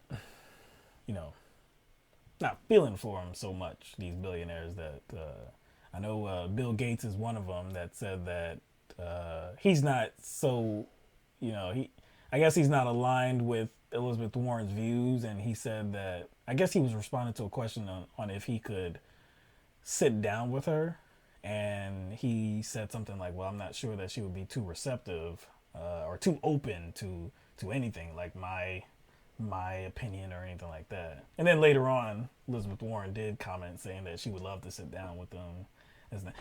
Look at that. One of the biggest takeaways from this, again, is that this is all boiled down to Elizabeth Warren, even though there's a guy named Bernie Sanders. That's why I was kind of questioning this new shift in the media, because where is it coming from? Like it's not like Elizabeth Warren just like appeared out of nowhere. No. So where is this newfound apprehension for Elizabeth Warren, as far as newfound apprehension on or via billionaires? Like, we haven't seen them come out against her before. No. That's why I floated a conspiracy that it's all like this ruse. Like, hey, we got to show that there's a powerful group of people who are opposed to Elizabeth Warren to show how strong she is. That's my conspiracy. I'm not sure if it's true, but it's just kind of weird how all of a sudden they're coming out against her as if she's threatening to them. She may be threatening a little bit in rhetoric, I would say. In rhetoric? In yes. rhetoric. Yes. But I mean, like them kind of coming out and crying on network television, and them expressing their, I guess their discomfort with, I guess what she represents. It just seems very, I don't know, contrived. It just seems weird to me. Pardon me for believing that I doubt her when I know that she has already stated that she's going to take place in these wealthy fundraisers for the DNC, not for her own campaign, for the DNC, which will in turn, of course, give that money to the Democratic nominee, Elizabeth Warren. Which she hopes she is. But I mean, those fundraisers are not actually for the DNC. They raise money for the DNC, but essentially those fundraisers are for corporations and wealthy donors. But what's the end goal, though? The end goal is to support the nominee, though. To support the nominee, who would then, I would assume, support their donors. Of course. That's the way it usually works out. Now, if you have somebody like Bernie Sanders, that is the Democratic nominee, things are not going to go the same way. And I don't believe he needs those wealthy donors to get elected. He does have actual people. Because in the end, money doesn't do any of the voting. It's actual bodies. Bodies, yeah. What money does is kind of assist in raising someone's profile. Yeah. That's what money is doing for Buttigieg right now. Yeah. That is, they got the media in line right now. Buttigieg is getting a lot of press. Yeah. And they got him feeling himself. Like, he's calling himself a top tier candidate already. I can see if that was his outlook of himself, but he says he's already there. He's already there. And I'm like, see, coming down to a two-person race. That tells me that they are trying to artificially generate him as one. That's why he's been such a bitch lately, dog. Like I've been looking at his Twitter responses, and they've been like so incredulous. Like, I can't remember what he said, but he pretty much said, okay, I support Medicare for all, blah, blah, blah. It was just really like, it just seemed really whiny because he was being questioned about it on Twitter, and he responded in a very like little whiny way. It's like, okay. Well, there was I don't know if you saw this new poll that was released. Did you see this new poll? No, I didn't. Well, new poll like what? Like that assessed all the candidates and how they've... Yes, there's a new poll. I believe it's an Iowa poll, if I'm not mistaken. Yes, the Iowa poll. And so they have the top 4 candidates pretty much all mixed at the top when you're counting the percentage for, margin of error. There's nobody within the top 4 that can claim that they are the top candidate. So in the poll, though, it's a Quinnipiac poll. And it found Warren at 20% support, Buttigieg at 19%, Sanders at 17%, and Biden at 15%. But again, it kind of all falls within that 4.5 percentage point margin of error. That's a big margin of error. It is a big margin of error. It's a large margin of error. Yeah, but Buttigieg has to like that he's at number 2. Oh, he has to love that.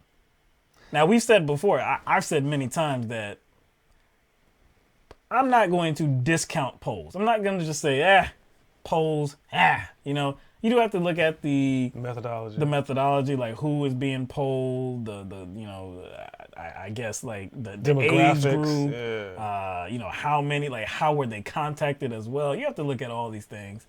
Again, I'm still not going to discount everything, but I'm not going to make it the end-all, be-all to any conversation. What's the end-all, be-all, though? The end-all, be-all is what you mentioned earlier, and that's like bodies. Yeah, it's bodies, man. People casting ballots. And I think until we get through those maybe first 3 or 4, maybe 5, I think then we'll have a better picture. Until then, it's just, to me, polls are indicators. They're not like definitive. They give us an indication of how things are going, but sometimes these things can be very...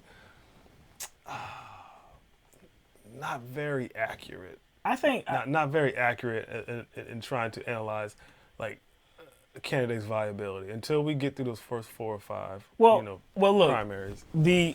I think Super Tuesday is going to tell us a lot because the first 4 are pretty much by themselves. because it's Iowa, New Hampshire, Nevada, South Carolina, I believe. I think it's that order. And when do you remember when it's Super Tuesday? It shortly follows that. I'm not sure. I'm not sure of the date.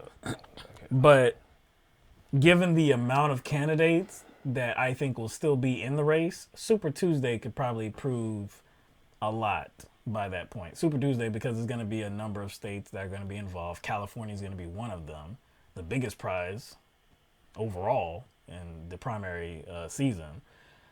So that's probably going to tell us a lot of information. If more than 4 candidates are still in the race by Super Tuesday, that's probably not going to be the case afterwards. That's a lot. That's Super Tuesday. No way. Yeah, no way. That's a lot. That's I don't even want to 16, count. It's like 15, 15 or 16. Something. Yeah, 16. That's 16 states? Yeah. Or 16 states and territories? Yeah, 16 states and territories. Super 16, Tuesday. yeah. My goodness. So that would be a total of like 20 states and territories that have voted after Super Tuesday. That's like a third of... That's a third of the race. That's going to be it. I think that's because, California, like I said, one of the big Colorado's in there. Texas. Massachusetts, Texas. Virginia. North Carolina's in there. Minnesota. Vermont is in there. Virginia. That's probably going to tell us a lot. I don't think not until then I think there will still be at least 4 candidates until that time. But then after that date? So it's basically, we got a ways away because it's March 3rd. Yeah. So it's 3.5 months. A little over 3.5 months. After that date, I don't see more than 3 candidates surviving after that date. Okay. And it might be 2. Might be 2. It just depends. Again, I really think that Sanders and Warren, they might cancel each other out. Seriously. It's very possible. And do you think that, depending on which one of those candidates drops out, like, say if Warren has to drop out, which is, that's hard. I don't know, man. That's just hard to believe. If she's not, I'm telling you, if she's not getting states by this time, if she's not winning these states, it don't matter how much money she has. No, it doesn't matter. Then where do those supporters go? Those supporters go to Biden? Okay. Okay. So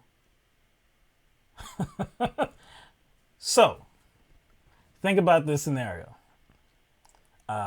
Elizabeth Warren ends her campaign after Super Tuesday. Let's say after Super Tuesday, okay? She ends her campaign. So now, she stands on the sidelines until the end. Until the end. Yeah, because look, given what she did in 2016, you think she won't? Even though big structural change can't wait. Well, also, within that scenario, you would then have to not only contemplate who Elizabeth Warren would endorse or wouldn't endorse, or whether she would just stand on the sidelines, you would then have to contemplate where the endorsements that were for her would go. Yeah, you would. Look, if it's true that Bernie and Warren are very similar, if it's true, then most of that support would just automatically be funneled to Bernie. And Warren would probably want to engage herself in that as well. She would probably try to direct that traffic. When we say probably, you're just saying like that's the logical step. That's the logical play there. That's the next move you make. But you're saying that you're not sure if that's going to take place, but that makes the most sense. Given what we saw in 2016, and given what we see in 2020 from Elizabeth Warren and her backtracking on some issues and her not being clear about some issues, her warming up to the wealthy class, and I don't know. Like I said, if she's real, she'll throw her support behind Bernie. If she's real, it won't take until the end of these whole proceedings. It won't take after that. Super Tuesday is most likely going to only be 3 because I think so. I just don't see Most likely. I don't see Kamala Harris making it. No, I don't see Kamala Harris making it. Her campaign is already just like bursting through the seams and also with financial trouble. And also, Buttigieg. Well, it depends. Biden or Buttigieg. Globjar. I think it could be Biden or Buttigieg. One of them could be out at the end of Super Tuesday. Okay, so Warren, Sanders, and Buttigieg / Biden. That's what I'm saying. Like because you know what race, they're doing. They're trying to make Buttigieg into the new Biden because Biden is literally bleeding from his eyeballs. He is. That's not like some sort of euphemism for his campaign failing. He is literally bleeding from his eyeballs. So how long can he go doing what he does? So maybe, the corporate class, the establishment has seen that Biden cannot carry this thing through. He cannot carry the torch over the finish line. He's too sloppy. And it's clear that he's been sloppy even with the amount of Democratic candidates that are on the stage. And so this has been clear. So what do you think is going to be revealed if it dwindles down to 4 or 3? More of that sloppiness is going to get revealed. So maybe they're trying to make Buttigieg the next Biden because they see that Biden is like... It looks like and Buttigieg is way more, I would say, intelligent than Biden. And he's more savvy. Yeah. He has a higher intellect. I mean, that's obvious. That's been on display. You can't deny that.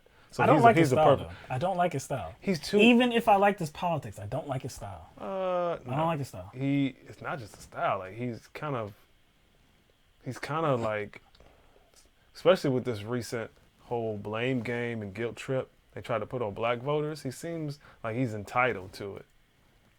In some kind of way. But yeah, I don't know.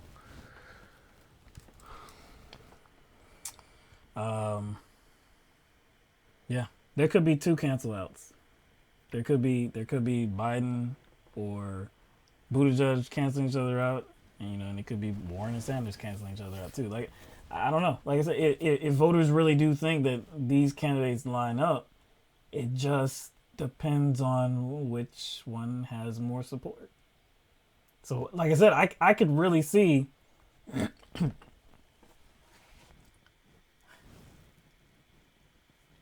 I mean, especially all these states on Super Tuesday, if Minnesota goes for Sanders, if any of these states goes for Sanders, why wouldn't the others? You understand? Colorado, why would that go for Elizabeth Warren over Sanders? Again, we saw that map that was put out by the New York Times that kind of analyzed donor distribution across the country. And he has a better operation. Bernie Sanders just dominated that graph.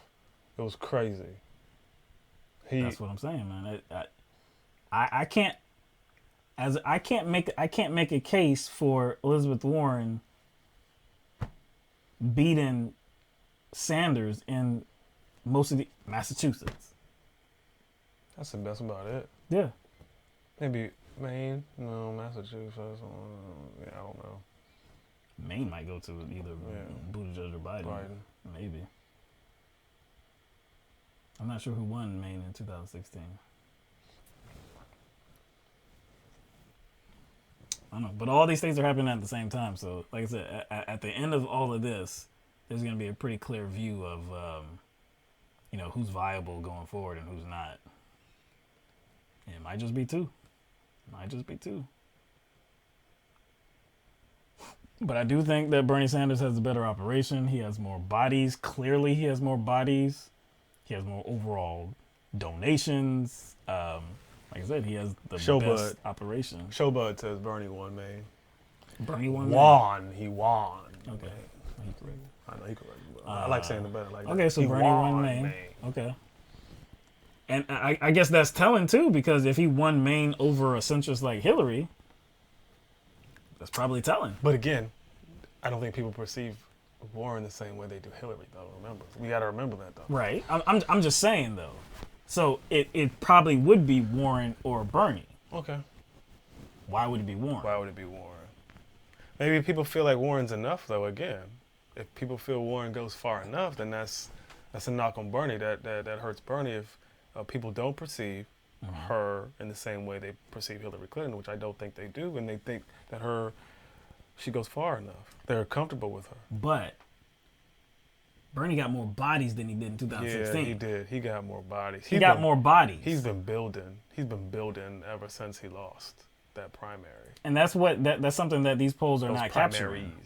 Primaries. These polls are not capturing that. Now, the polls aren't capturing that, but the amount of numbers, fundraising is the overall contributors, that's capturing it. I was told that I was in a cult because of that. Because I was pointing out polls.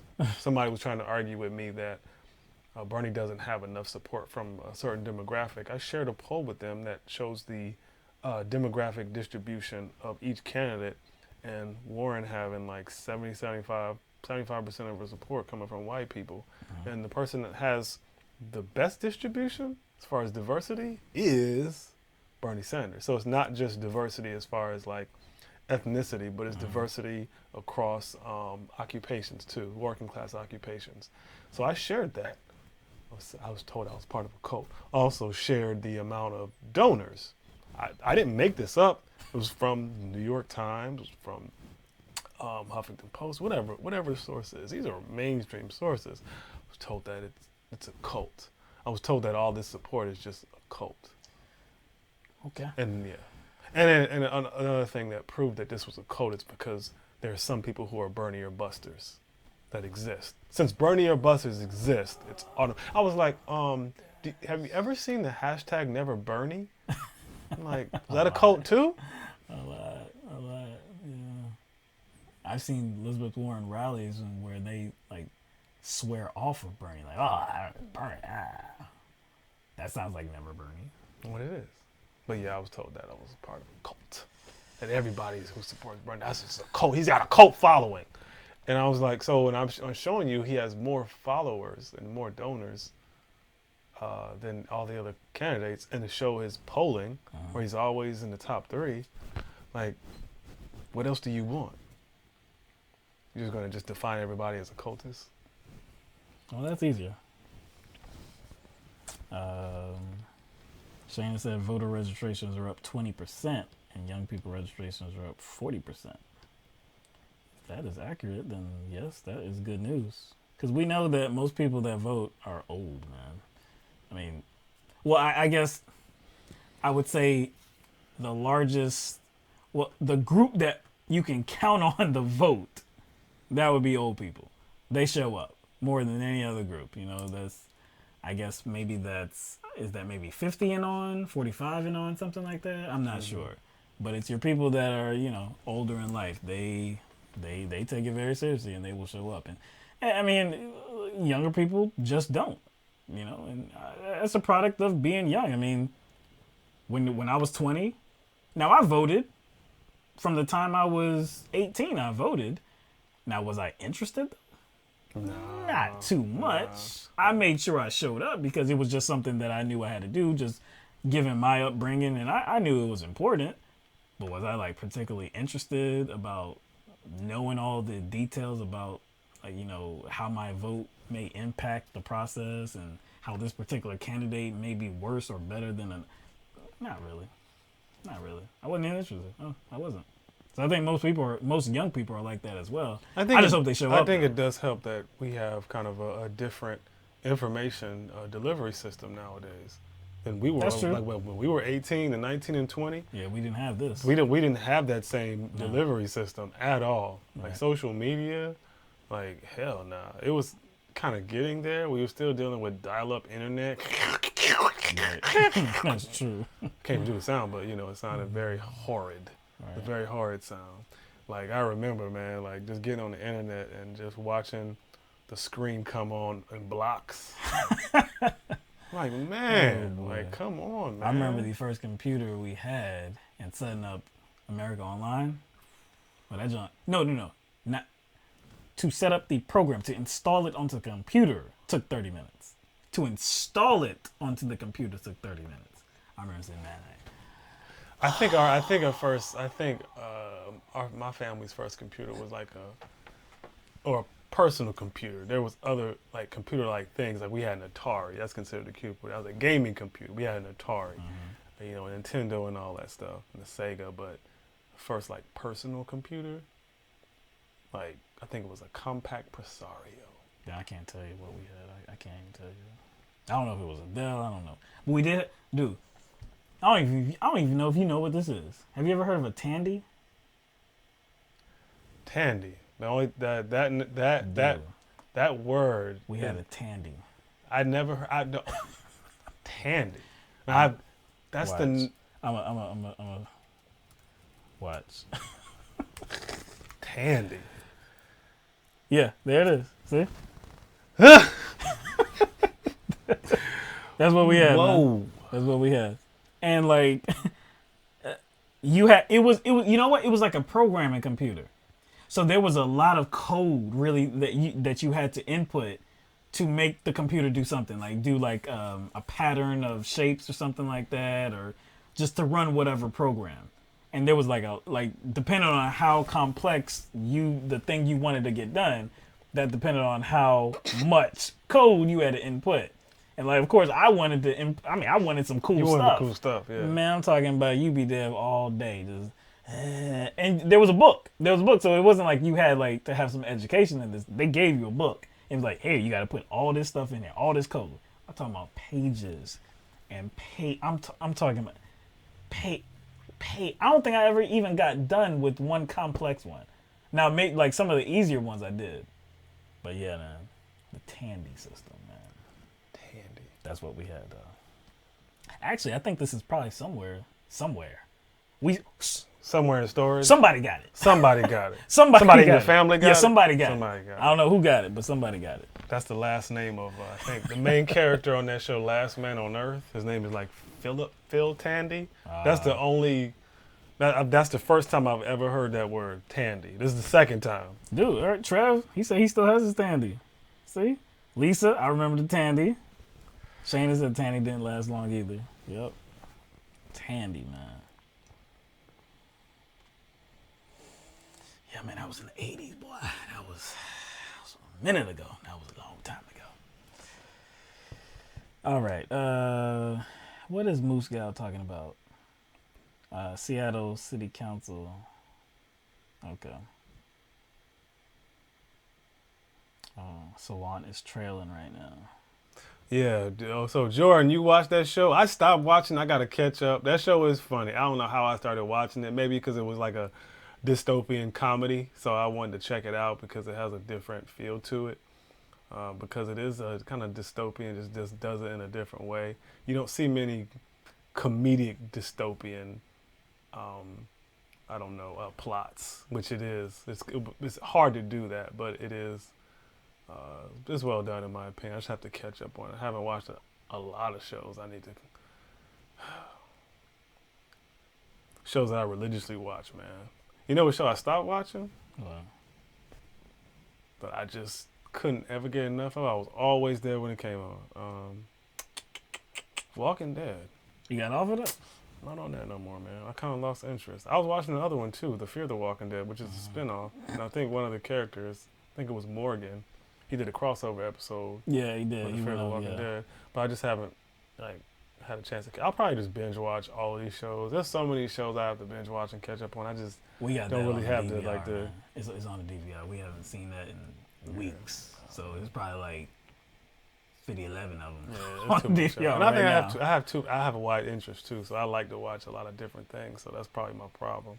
I have to binge watch a lot. There's a lot of shows that appeal to me, but at the same time, I don't know. I think I have my standards have grown. So if I see something that's whack in the show, that I'm like, okay, that's some lazy plot shit. And if it goes on too long, I'm like, I'm done. I can't do this. One show that we was watching, The Affair. You ever seen that? I've heard of it, but yo, I'm telling you that was serious, man. That That was a really good show. If anybody, it's on Showtime, but the series wrapped up though. It was the last season. But that was we didn't catch on to it until I think last season. I think somebody on Twitter said something about that. I'm telling you, that joint was nice, man. I'm telling you, it was good, man. It was good. It was good. It was like it was only in usually the shows were an hour long. It made it feel like it was like maybe the kids made it feel like it's 2 hours. I don't know. I'm not sure, but yeah, it was I didn't. Yeah, D. Scully said the affair was great it was great in the first season. Okay, so I didn't see the first season. But yeah, the last 2 seasons, I mean, they drew us in. I love that, man. I love that show, man. But it's over now. I still watch How to Get Away with Murder. See, I never watched that. I never watched that. That used to always come on after Scandal. Yeah. I never watched it. Just never really. Well, this is the final season now. Oh. Yeah, this is the final season. But yeah, I still watch that. But yeah, the choices I think my choices are dwindling down. Like some stuff I used to watch. See, that the Affair, that went off. I used to watch Suits, that went off.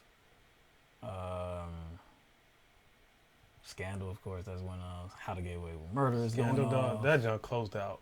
To me, pretty whack. Yeah, it could. I think the closeout to that show was whack. It was rushed. Yeah. It could have been rushed. It could have been better. But Shonda Rhimes, she's a good writer though. Yeah. She liked to kind of like surprise people.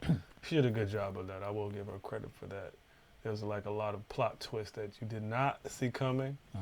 And it did seem like she wasn't afraid to like kill some people off that were important. You gotta do that.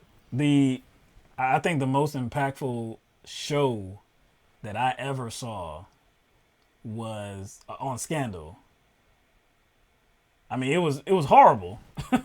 It was horrible, and I could feel the pain. Oh, yo. I already know what you're going to say. You know what I'm going to say? I already know. Maybe. The show that was like, really, like, that I felt like emotionally drawn wait. into. Wait. You're going to say, I'm going to write it down first. Let me see.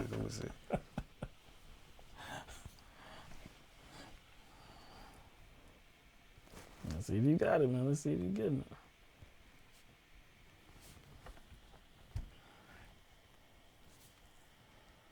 Maybe there's 2.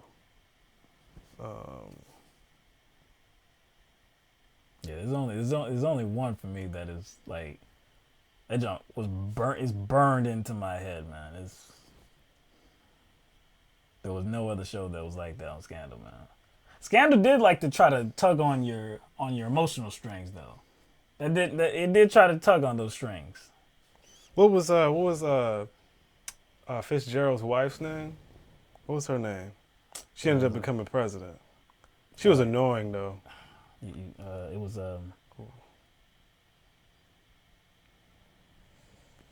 She used to have like this. She used to grit her teeth. Yeah. I spent too long. I can't. What's the name of the wife? Melly. Okay. Melly All right. Grant. There's 3. Melly Grant. Yeah. There's 3 situations I think you are probably alluding to. I don't know because you're different than me when you watch shows, but you said something stuck out at you with that. That was like 7 to 8 seasons, so I gotta pick wisely here. Gotta parse through all that. Yeah, man, damn. I gotta just remember. All right, I got my 3. Yeah, I got my 3. Mine was the one that, like I said, sticks out more than any other one. Was the episode where the black man's son was killed. And he was in the streets, remember? And he had a gun. And he was trying to get some evidence, remember? Because his son's body was right there. And I think he was sitting down. It was that one right there. Yep. That was number 2. That was number 2. Yeah. That's funny. That was number 2. That's crazy. Out of 8 seasons, I was like, I picked 3, but that was one of the ones I wrote down. The other 2 that I wrote down were when Fitz's son. Oh, I remember that. When Liv's dad ordered that. Yeah, I remember that. Boy, I love Rowan, dog. Yeah, Rowan was my dude. Damn. Then my 3rd one was the rape of Melly. Remember? That was at the beginning. That was at like. They rehashed it. Yeah, so it was right. like maybe season 6. They did like they started doing. That's what that's what like writers do when they ain't got nothing to do. Yeah. When they ain't got nothing else. They develop some they stuff. develop some stuff. Like so beforehand. in order like when they can't continue the plot with what they've already done, what they've already written into the shows that already been watched and viewed, they kind of have to create new plot devices, but they can go back in time and do it, like to like explain things further to give more context. But what that allows them to do is like do more plot, like I guess at the head when the show is currently on. That way they can set new shit up. But yeah, that junk got me though when when Melly got raped. That second one, like I said, the son that got killed, man, that junk got me straight up. Like that, I was struggling straight up, man. That was too much for me, man. But now the affair, somebody said the affair's still playing. Now the affair is over, man. The last one was, I think it was Sunday. The last one was Sunday. This Sunday passed, I think. So, but anyway, that's a little bit off. That's topic. one show. Yeah, I didn't. You ever watch that show True Detective? Nah, I never seen it. Yeah, I don't even know where it's at now. I watched like the first 2 seasons, but I don't even know where the 3rd season is at. All right, so Super Chat got Final Fantasy Draft. After South Carolina, Yang Ming joined Biden as his VP. Yeah, I think that's the route he's going. Yeah, he's going in Biden's direction. So I don't really have any doubt at this point that whenever Yang's campaign is over, that he's going to be on Team Biden, trying to aid his campaign. Don't know when that will be over though. Don't know when Yang's run might be over because I believe he has already qualified for the December debate. I believe so. So might be a while. Thank you to our callers, Jordan and Calvin. Thank you very much for lending your voice to the program. And it is coming up on the weekend, so we will be gone for a few days. Try to put out some video content, some splices. We did put out one earlier today. See, of course you would draw attention to that. Everybody not because that's the one that's probably going to get attacked. Attacked the most. I didn't do it. It wasn't me.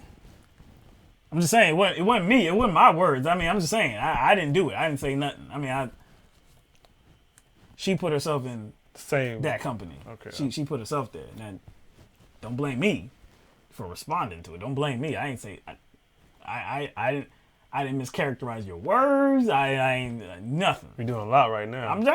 You seem to be doing a lot right now. But anyway, hope everybody has a good weekend. Another shout out to all of our patrons on patreon.com. Thank you very much for supporting us consistently each and every week. Humbled by your support. And, just always try to do right by you. Just try to keep it real.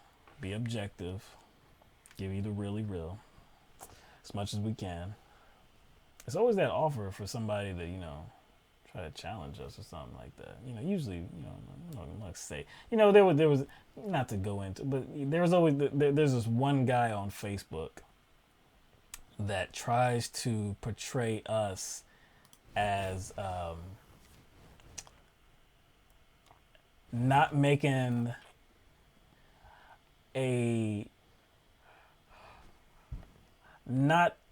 asserting that there was a difference between Hillary Clinton and Donald Trump in 2016.